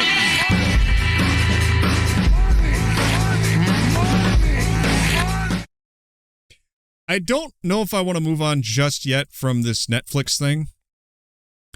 I would like to see more of the corporate cover for this. Are you interested in this? Yeah, sure. I definitely don't want to bore anybody. People are, of course, waiting for the government to step in and say, hey, you can't do this, just like they tried to do with Microsoft and, what was it? What's the company that Todd Howard owns? Oh, you mean Bethesda Softworks? Yes, Bethesda. I always want to say Obsidian, but I know it's not Obsidian, which is what's killing me. Hmm. But yeah, it's like that's because that was the whole thing. They're waiting for someone to step in, like the government, to do that and say, hey, we're not allowing this. And I'm like, that's not going to happen. Yeah. They're going to allow it. It's going to happen. It is what it is. The government can't do it. And that's the thing I think that's the energy that we're getting right now, is that as much as they want to call the government fascist or whatever, I think that's just, it's a lie. It's obviously a lie. It's not a fascist government. It's a government. It's weak and it's focused on all the wrong things. It's confused. It doesn't know who its people are. It doesn't know what we want. We don't know what we want. We don't know who we are. We don't know who's coming over the border. We don't know who's coming on the planes. We don't know anything. We're a confused, messed up biomass. That's how they see us, and that's how they want us. It's easier to exploit. You know, they really do see us as farm animals. Right? No longer are we the proud cattle on the prairie. We are just Farside cows. That's what we are. I saw Hill's ready for the slaughter. Yeah, I saw a post, and it was one of those posts that I was wanting to respond to, and I just didn't because I didn't want to deal with the. I just really didn't want to argue with people. But it was about a boomer falling for some AI stuff. It was, this boomer reposting this clip where there was a British soldier yelling at a British police officer about how you sold out the country and you're employed by globalists, and I fought and died, my brothers died for this country, and you've gone and sold it out, to the highest bidder and that sort of thing. And this boomer was like, truth, we need more of this. And of course it was generated by AI. And it was a Zoomer historian post, and he just said, we really are Goyim. And I was just like, yeah, yeah, there's a lot of people out there who just don't think about these things and just fall for stuff. And what I wanted to say was something along the lines of, but is it a measure of a person's worth to be able to fool a willing dupe? Does it make someone an idiot that they want to trust good things? No, it doesn't. And just because people are unaware because they haven't been initiated and they're not as cynical as a lot of us are, myself included, does that mean that we need to applaud a person who would fool a boomer. Like, would you cheer for that guy? I know we all saw it, but there was a body cam video of this police officer rescuing this old woman in like a 7-Eleven as she was giving away all of her money to a phone scammer. Did you ever see that video? I think we played it. Yes, I believe so. He steps in and he gets on the phone with the guy scamming this poor old woman out of her money, and he says something like, you know, I can't believe you would do this to someone who could be your mother. And it's like, no, like we're not gonna. Are we gonna get mad and call people cattle for expecting to live in a world that's safe? Of course not. They shouldn't have to worry about this. My own mother should not have to worry about getting a call from somebody using an AI accent hider and tricking her into going to a Walgreens and buying hundreds of dollars worth of gift cards. She shouldn't have to worry about that. We don't live in that world. But am I going to be like, well, my mom's the idiot? Of course not. Right? Mm-hmm. So that's where I was like, I really don't feel like fighting with this guy because, like, normies are supposed to be normies. They're supposed to be protected and allowed to be normies. That's good. Normies are good. We wouldn't cheer for somebody exploiting them or abusing them, which is exactly what's happening. So, anyway. Anyway, so yeah, it's like normies are out there being like, why do all the movies suck? Why are they destroying everything? And some of them are like, they're not destroying everything. It's still good. Oh, give me more. And I just look at both of those parties and I'm just like, you shouldn't ever have to think about this. You should be able to go to the movies and enjoy a television show and read a book and not be afraid that there's some commie on the other end trying to program your mind into hating yourself. You know? Yeah. All right, I'm soapboxing, but that's how I feel about it, man. It shouldn't be this way. Unfortunately, the government has made itself powerless by selling itself out over and over and over again, and we've just taken it for granted. But lobbying isn't corruption, you know. Just so you're aware. Oh yeah, no, never. No. So Netflix buying Warner Brothers, you know, it's fine. It's fine as long as everybody who might be able to do something gets a little cut. But the thing about a government selling itself out to this kind of a thing, the cuts get smaller until they don't have to listen to you at all anymore. And then Taco Bell is running your police force, as Crow would say. So anyway, let's read a little bit more of this article. So Netflix believes a combination with Warner Brothers and HBO could create more opportunity in Hollywood, turning Warner's robust intellectual property into shows and movies that Warner Brothers Discovery couldn't have produced on its own. And it could widen HBO's somewhat more niche audience, giving it broader appeal and more funds to produce high-end content. But those potential benefits may not be enough to satisfy antitrust regulators, who will be scrutinizing the merger of two of the world's three largest streamers with this year's best-performing movie and television studio.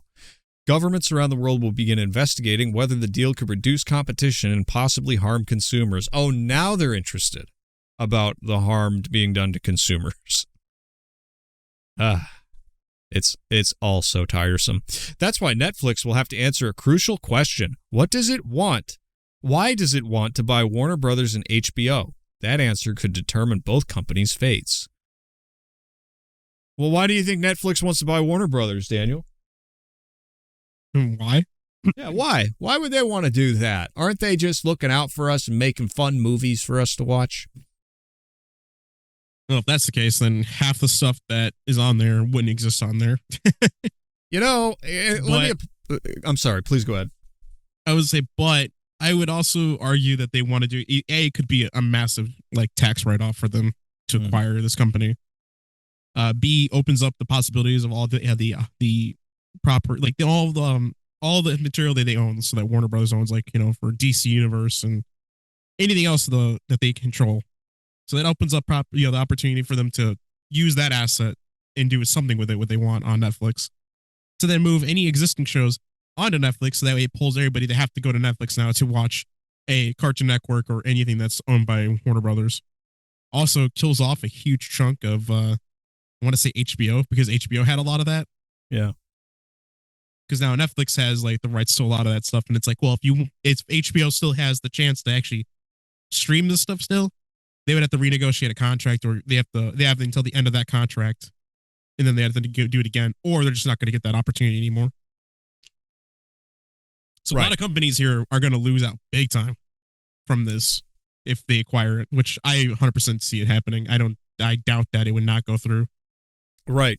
And if it doesn't go through, the other one that's, I believe, trying to buy is Paramount, which is interesting because Paramount was, am I correct about this? Paramount is now run by Barry Weiss or something like that.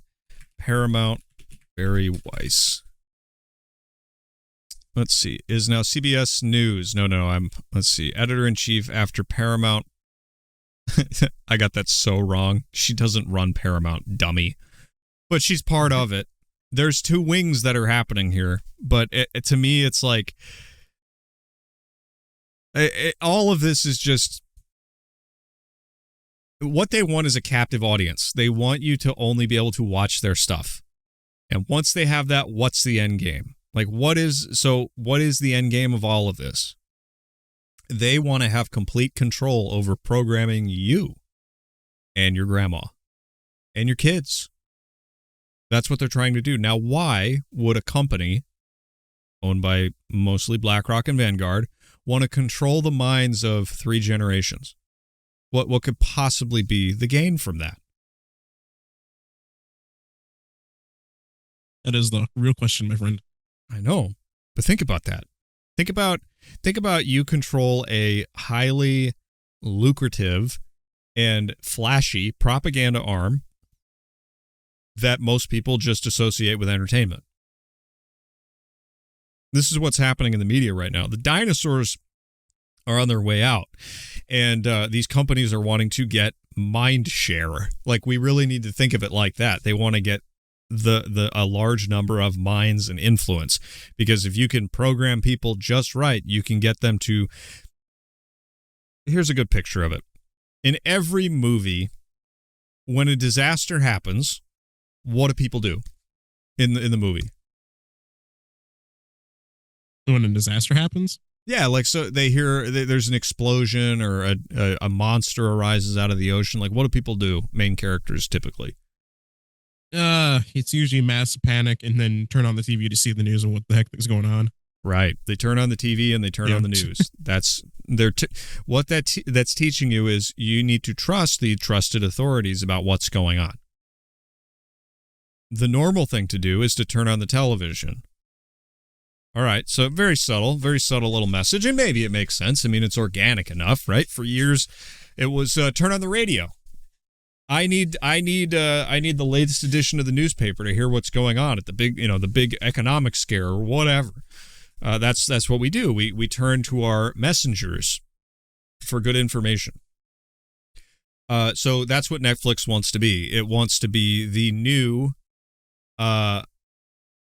middleman between you and reality. They want to tell you the story. And this is nothing new. They're not even doing anything revolutionary by doing this. They're just doing what TV companies back in the day did first. That's all it is. They want a share of minds. But anyway, I don't want to talk this to death. There is one guy who is involved with Netflix who has an opinion about these things. You remember this guy? I think he was like a congressman or something over here on the right. Yeah. Does he look familiar? Oh, he looks way familiar. I just can't put my tongue on it, you know? Yeah. He does look familiar. Huh. One outlet out there that you would consider the least bias, sort of the most straight news? Here's the thing. I actually think that the mainstream news still does a very good job of just presenting facts. I think cable, regardless of the cable station, has fallen prey to the same economic imperatives that we're seeing in every other type of news, which is you are deliberately controversial, deliberately aggressive, deliberately trying to make people feel angry and aggrieved because that attracts attention.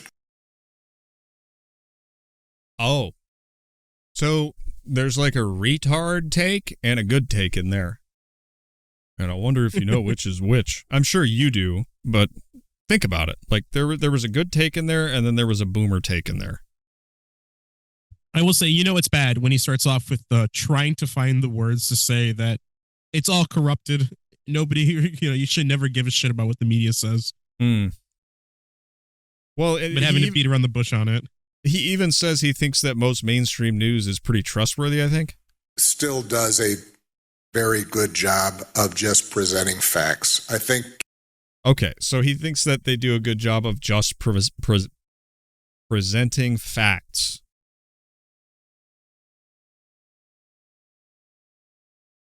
Really? That's how I felt when I heard that. That's the thing. Is like, I'll put it to you this way. So this is another post that I put up. Something like, when film and videography and television and all this stuff first came out, it was probably seen as like the greatest truth-telling device in history. Right? It wasn't a book. It wasn't a newspaper. It wasn't a photograph, which by then everyone had learned could be manipulated. It was a film strip. It had to have happened on that camera at some point. So, like, how could they lie about it? And then we got soft disclosure with visual effects and all of that stuff that, was perfected in the 70s and 80s and into the modern day, where now we have AI generated video, and it's kind of hard to tell what's fake and what's not for most people. Like, unless it's obviously ridiculous, like a cat riding around a unicycle and beating a drum at the same time or something like that. Yeah. But we still have this bias of it's on film and it's on TV, so it has to be real. But if you've ever made a movie or you've ever held a camera, and I know film talk is boring and cringe. Listen, my background is in this stuff. I still don't find it that interesting, and I find it a little distasteful. To tell you the truth, from the time I became interested in making movies and television, I always had this pit in my stomach that said, this is wrong. Everyone's held a camera. A phone that has a camera in it. Everyone's, adjusted their webcam so they look a little less fat on it. Everyone's done all that stuff, right? We all know that the thing can friggin' lie. And it seems so obvious, right? But it's one of those things that you don't really know it until you do it. And until you lie with a television camera or with an edit or with changing one little thing a person said or being like, here's a highlighted section of the transcript, cut everything around that and just have that drop right there. Until you work in it, you don't know how fake it is. Like I can tell you can know on some level, you can be educated to know this, but until you actually go and do it and work in this, you have no idea how fake all of this stuff is. So that's what I'm saying is the boomer take. Is Barack even saying that there's still, the news does a good job of presenting facts. If you didn't know how the news works and you'd never worked in it, you would understand that presenting facts is impossible. Does that make sense? Yeah. Because I've heard this one, that if we had news stations that just presented the facts without bias, we would have a lot more peace. And he's even over here saying there's an economic incentive because fundamentally the currency of the entertainment industry is attention. If you can get attention and enough of it, you can get anything you want. How the hell did Mr. Beast blow up? He just said Logan Paul 10,000 times. That was the thing that put him over the line. You remember that? Yeah. He just did a stunt and got a lot of attention. There was that one kid streamer who just set off fireworks in the background in his house, and suddenly everybody knew who this guy was. If you can get attention in media, you're going to make it. You can get anything you want. So he got that right. But yeah, this is the nature of it. The screen, the camera, all of that stuff. The medium is the message. That kind of thing is like, you got to understand a camera is a little window and you can point it wherever you want. It's like that meme of the two guys on the bus. One's looking sad, looking out the window, and all he sees is a wall of rocks.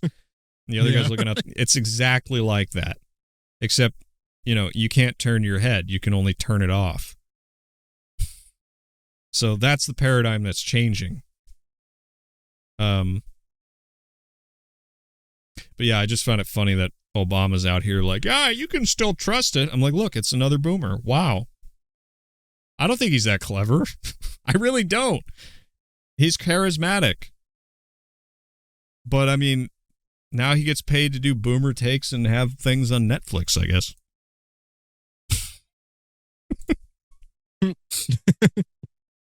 All right, how about a fun one? Everyone heard about this. This is our rager for the week, right? What's the story about Trump calling Tim Walz retarded?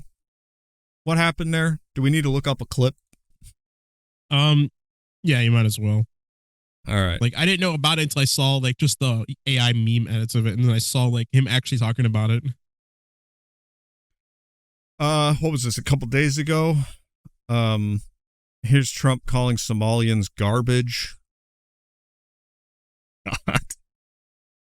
Trump a minute. Okay, here's the one that I saw. The sound is terrible, so just bear with me here. Let me turn this up a touch here. A little too quiet. You mentioned Tim Walz, and you called him what many Americans do find an offensive word, retarded. Do you stand by that claim of calling Tim Walz retarded? Yeah, I think there's something wrong with him. Absolutely, sure. You don't think that? You have a problem with it? You know what? I think there's something wrong with him. Anybody that would do what he did, anybody that would allow those people into a state and pay billions of dollars out to Somalia. We give billions of dollars to Somalia. It's not even a country because it doesn't function like a country. It's got a name, but it doesn't function like a country. Yeah, there's something wrong with Walz. There's something wrong with Walz. But we've known this. Yeah. He's such a creep, man. He gives me weird vibes every time I see him talking or doing something, I agree. He's got a old Redditor energy. That's actually pretty on the point. That's like hitting the nail right on the head. That's pretty good. I like that. Yeah, old Redditor energy. Like he might be a mod. This is the state of politics in the United States. We have men like Tim Walz out there literally acting the way that he does. And, of course, we got Trump over here just being like, well, he's a retard. Which, fair enough. I mean, fair enough. There's something wrong with him. It's, so what are we talking about here? We're talking about Tim Walz letting Minneapolis become a Somalian state? Pretty much. Yeah. I wonder why that town, that city was targeted for this specific type of immigrant. I don't know. It's the same thing. Why did a lot of Italians come to the Midwest? Yeah, why did they? From what I could tell, is I learned it was because they wanted the lakefront. To Really? enjoy the lakefront. That's what it was, yeah. They enjoyed it because of the lakefront. And then they learned, it snows. And then the answer of why couldn't it have been Florida? Why couldn't it have been anywhere else?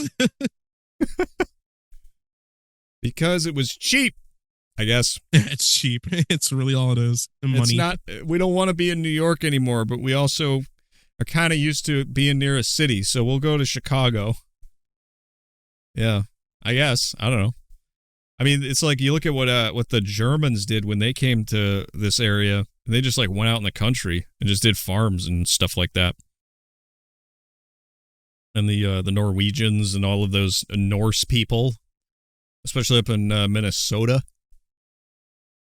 They just want. I think they just want to be left alone. There's books you can get actually about these waves of immigrants and like where they went and what they did, and it's all so stereotypical. It's kind of hilarious. There's like, our proud German heritage up here in Wisconsin is we built some barns and grew some corn and we were thankful to Jesus. And that's it. That's all we've done. And we're good with it. That's beautiful. It is beautiful. It's very simple. Very, very simple. Now, there's a lot of different flavors of American history where all kinds of people did all kinds of different things. But that's kind of what Minnesota is. It's been known for just really peaceful, no problems kind of people. Like, it's a Midwestern northern state, right? It's full of very agreeable people who like things to be peaceful.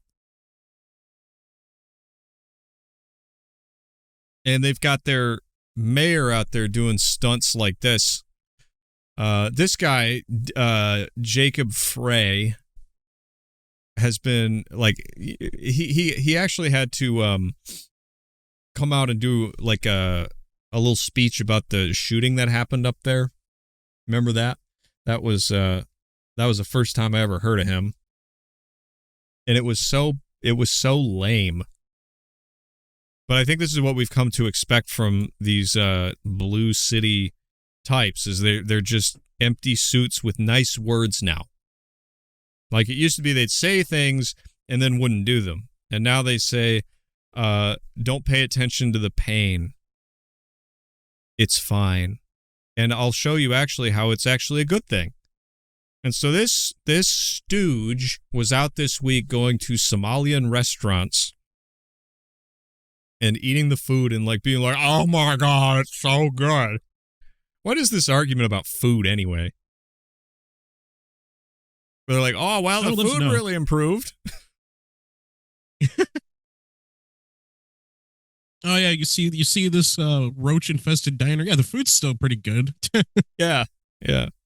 You'll like it, And I hear it all the time. It's like, well, white people make super bland food, and so we got to bring in these spicy people to fix it.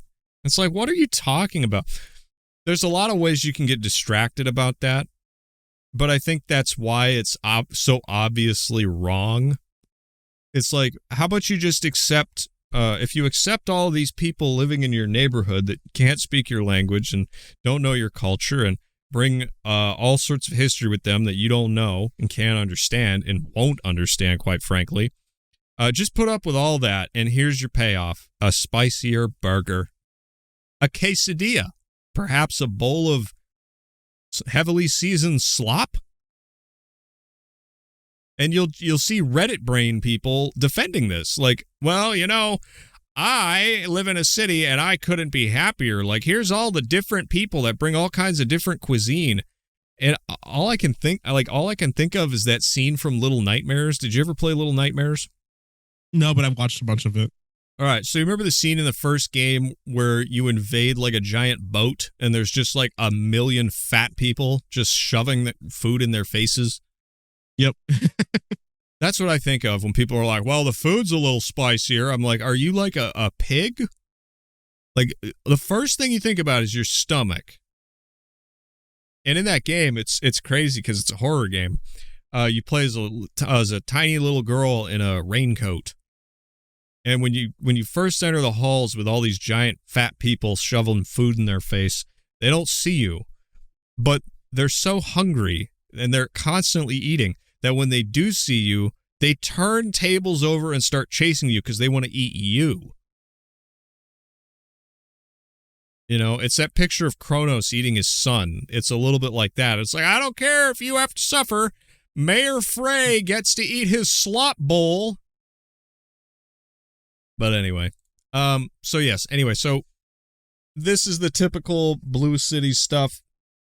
Talking about immigrants and, how they're refugees. And you got to understand that this is code for slaves, right? It never ended. It's cheap labor too unfamiliar with the landscape, the history, the language, whatever. In fact, the more removed they are from this place, the better.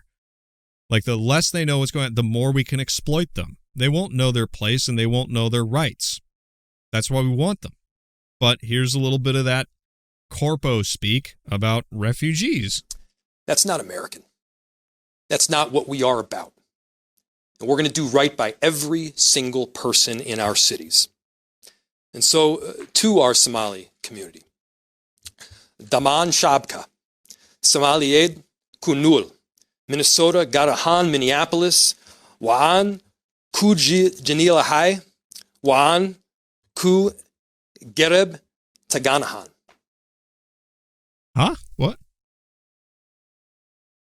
I'm sorry. Can we get that in American? I'm sorry. No, I didn't. I think what he was saying. Well, hang on. We got to listen to that one more time. Daman Shabka, Somalied Kunul, Minnesota Garahan, Minneapolis. I don't know what you're talking about. That just sounds like anything else a politician would say. Oh, yeah, that's true. Minneapolis, Waan Kuji Janilahai. Yeah. All I hear is a politician speaking right now. I mean, it's cringe. Obviously, it's cringe. It's like when Ted Cruz broke out in the Republican debates and started screaming at Donald Trump in Spanish. Or was it Ted Cruz or Marco Rubio? I don't remember which one it was. One of those fat guys. It was so cringy. It was like, oh, look, I can speak Spanish. It's like, wow, what is going on here? But yeah, I mean, it's like, apparently this guy said, and this is from The Blaze, so I know it's a little biased or whatever. They're not going to cooperate with ICE. Go figure. It's all a show. It's all a show. It's all so silly, man. But here's Tim Walz, of course, reacting to Donald Trump calling him a retard, which, you know, I still think is hilarious. And apparently people have been outside of Tim Walz's house, rolling down the window and yelling retard at him. Yep. Oh, man. Punished Walz. True. This creates danger. And I'll tell you what, in my time on this, I'd never seen this before. People driving by my house and using the R word in front of people. This is shameful. And I have yet to see. I'm sorry, Daniel. I'm going to say the slur. I'm going to say it. I'm going to say the Tucker slur. You got to do it. You got to do it. No, I can't. I mustn't. We're on YouTube now. Now, we could do those kinds of things when we were audio only. But, you know, YouTube has rules. I mean, I think if I said it in the right context, maybe we get away with it. But I don't think I can just sit here and call the poor man an R word or an F word. Even though every part of me, and I know there's listeners out there just shouting it and thank you. You know, it's like send your energy into the stars for us. Say it louder. If you're driving a truck, say it with me. Just shout it out. Say it for us. It's loud enough in there. No one has to hear you. But we can't say that on the air. Oh my gosh. All right, let's listen to this one more time. In my here. time on this, I'd never seen this before. People driving by my house and using the R word in front of people. This is shameful.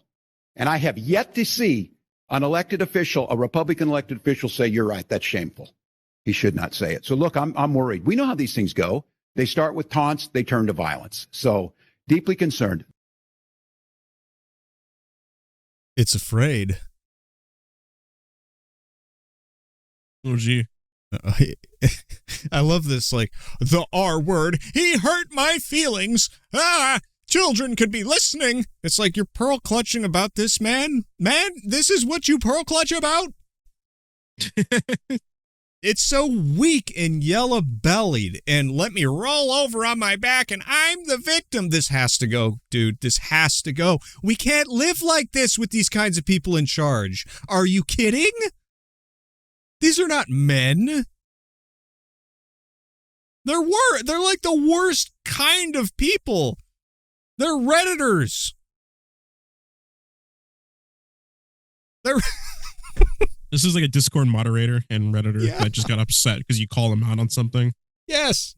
And they want to go, actually, no, you're wrong. And this is why you're wrong. And then they point out nothing burgers and you're like, well, you're still wrong. And then they're like, then they get all upset and they just ban you. Yeah, they ban. Prove you're wrong. So they just ban you. They ban you and then they delete your post history, like the guy last week.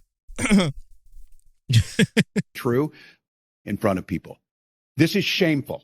This is shameful. Okay, teach. You're going to get the hall monitors on us? Like, what's going on here? It's not against the law to say these things.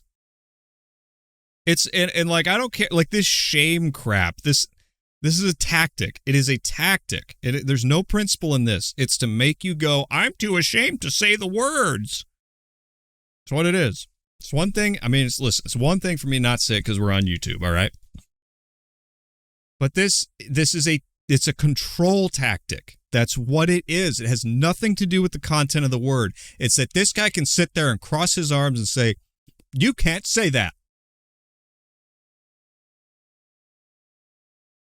That's it. That's all it is. Don't get distracted by the syllables. Don't get distracted by the phonemes being issued from my mouth. Pay attention to the principle. We're adults. If this Walz is up here telling you that you can't say it, you need to say it. I'm sorry. So everybody with me right now, we're going to do this together. All right? All you're going to do is you're just going to say it. You're going to start with a big F sound, right? Just real loud. Get spit on that windshield. Get it out there. And then it's a nice right? Like you saw a mouse or something on the floor. It's the sound your wife makes when she's a mouse in the kitchen. And then it's a hard G. Like guh, guh, guh, guh, right? And then from there, you're sailing. It's ta. All right. Everybody all at once now. Send it out there for all of us, everybody. That's it. All right. How about enough of that? How about enough of that? It's been a while since we've done a good old-fashioned bear clip now, hasn't it? I was waiting for you to say Israel, and I was like, God damn it, Aaron. We don't have enough time for that. And I'm here to try to feel better, not get worse. Like I said, Israel finally listened to the show and stopped posting. So I'm amazed they've gone this long without any type of like crazy news coming out. I don't know who it was, whether it was Sarah Hurwitz or somebody else who came along and said, yo, just stop posting. Say nothing. You don't know anything? The videos you've seen are AI? Beyond that, you say nothing. They finally listened. But it has been a while since we've done a good old-fashioned bear clip, so let me pull out the little bear alarm here, because, it's been a while. We don't even know if this bear is a girl or a boy.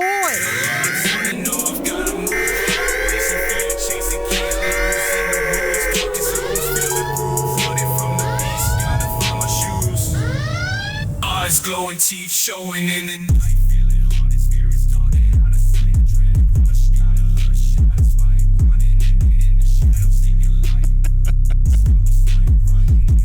Look at this guy. He's a big boy. Let's get now in Altadena, incredible video here. You're looking at a large bear somehow squeezing itself into and out of a tiny crawl space under a home. A homeowner facing a serious problem today, saying the stubborn animal won't leave. Eyewitness News reporter Josh Haskell live in Altadena with more on the video and what is being done today, Josh. And Mark, the bear right now is underneath that home behind me. God, turn him up, man. How do I know that? Well, throughout the day, we've had looky-loos, all sorts of people come by here trying to get close, and that is when, from our vantage point here, we've heard a loud roar. That's when those folks have been running right back towards us. Crawl spaces under homes can be tight, even for a bear.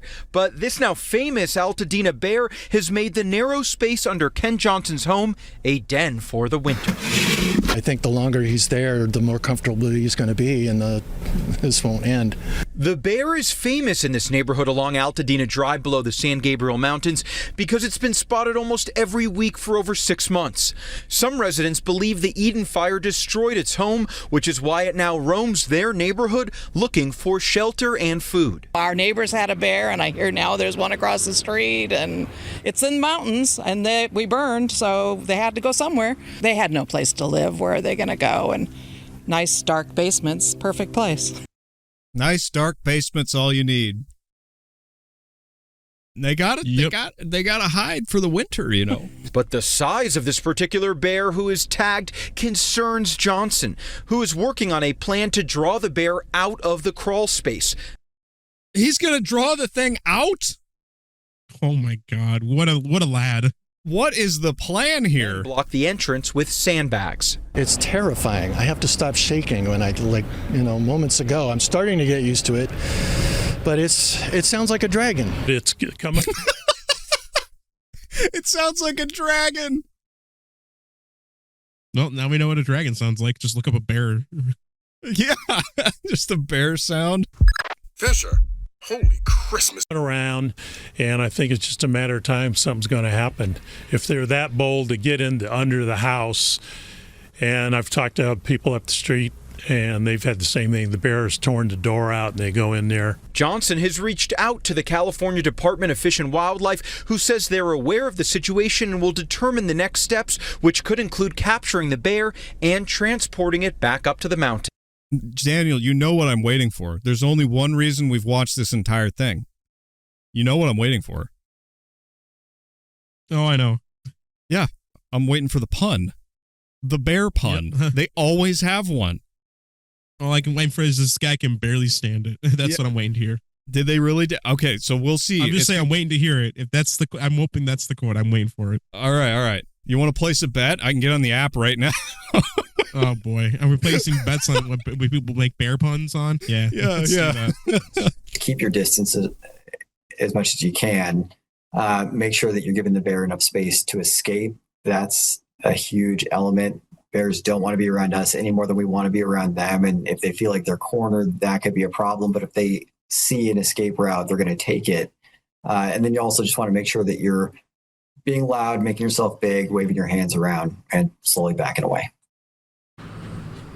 And Fish and Wildlife also says that securing crawl spaces, especially during this time of year, during the colder months, is extremely important.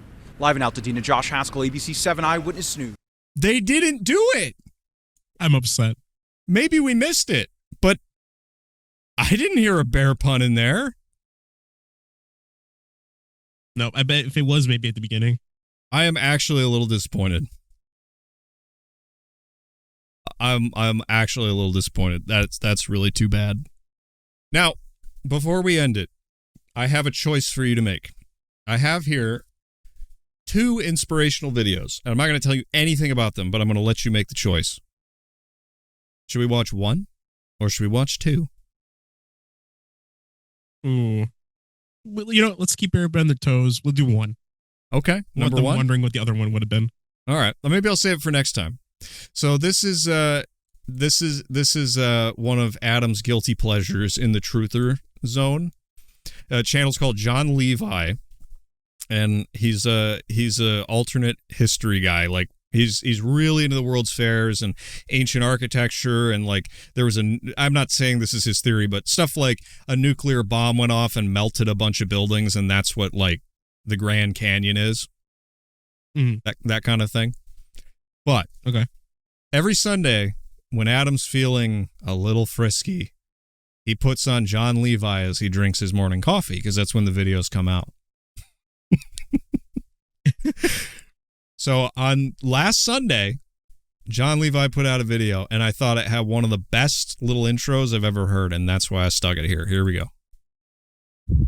Oh, and before you laugh at his voice, just remember, Once upon a time, you all had to do what you were told to do. That was childhood. And then you grow up and you find that people still think you should do what they want you to do. You don't have to do anything that anybody wants you to do. Anything at all. And equally, everyone is free to do whatever they want to do. This life is so short. Why would you waste your time pleasing others? Especially if those people don't please you. Especially. Be kind to yourself first. Honor your needs. Otherwise you'll be bitter and resentful as time passes you by. I did what I wanted. I moved to a piece of land and built a little cabin. And people didn't like that. People that had other plans for me. If you're not careful, your life will just be an accessory to others. Don't worry if you offend people by just being yourself. If being yourself offends others, that's their problem.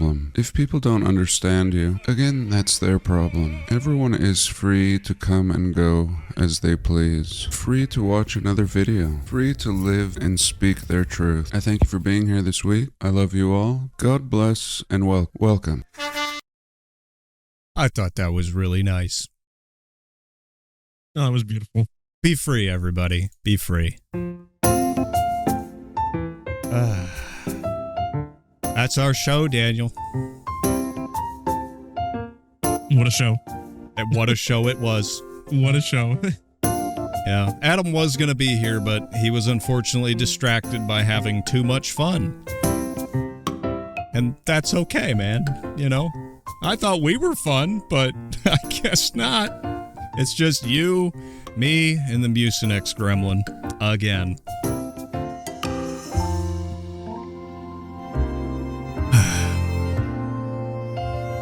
How is that Mucinex gremlin over there? Oh, it's getting pretty rough. I gotta take something, I bet, pretty soon here. Yeah. Well, we wish you all the best in your recovery from that horror show, and we pray that we don't get it. And for the rest of you just listening, and those of you viewing on YouTube, please say thank you in the comments by saying, great video, awesome podcast, we love you, or just hitting the like button or the share button and sharing it with your dumb friends. And if you'd like to get a note in there, there's a link for that as well in the description. You can send us any amount, and we'll read it on the air within reason, please, within reason. Thank you for joining us in this episode of the Clowntown Chronicle. We will be back next week to bring you more silliness just in time for Christmas. Straight from the Clowntown Chronicle's magic bag of joy. Until then, have a great week.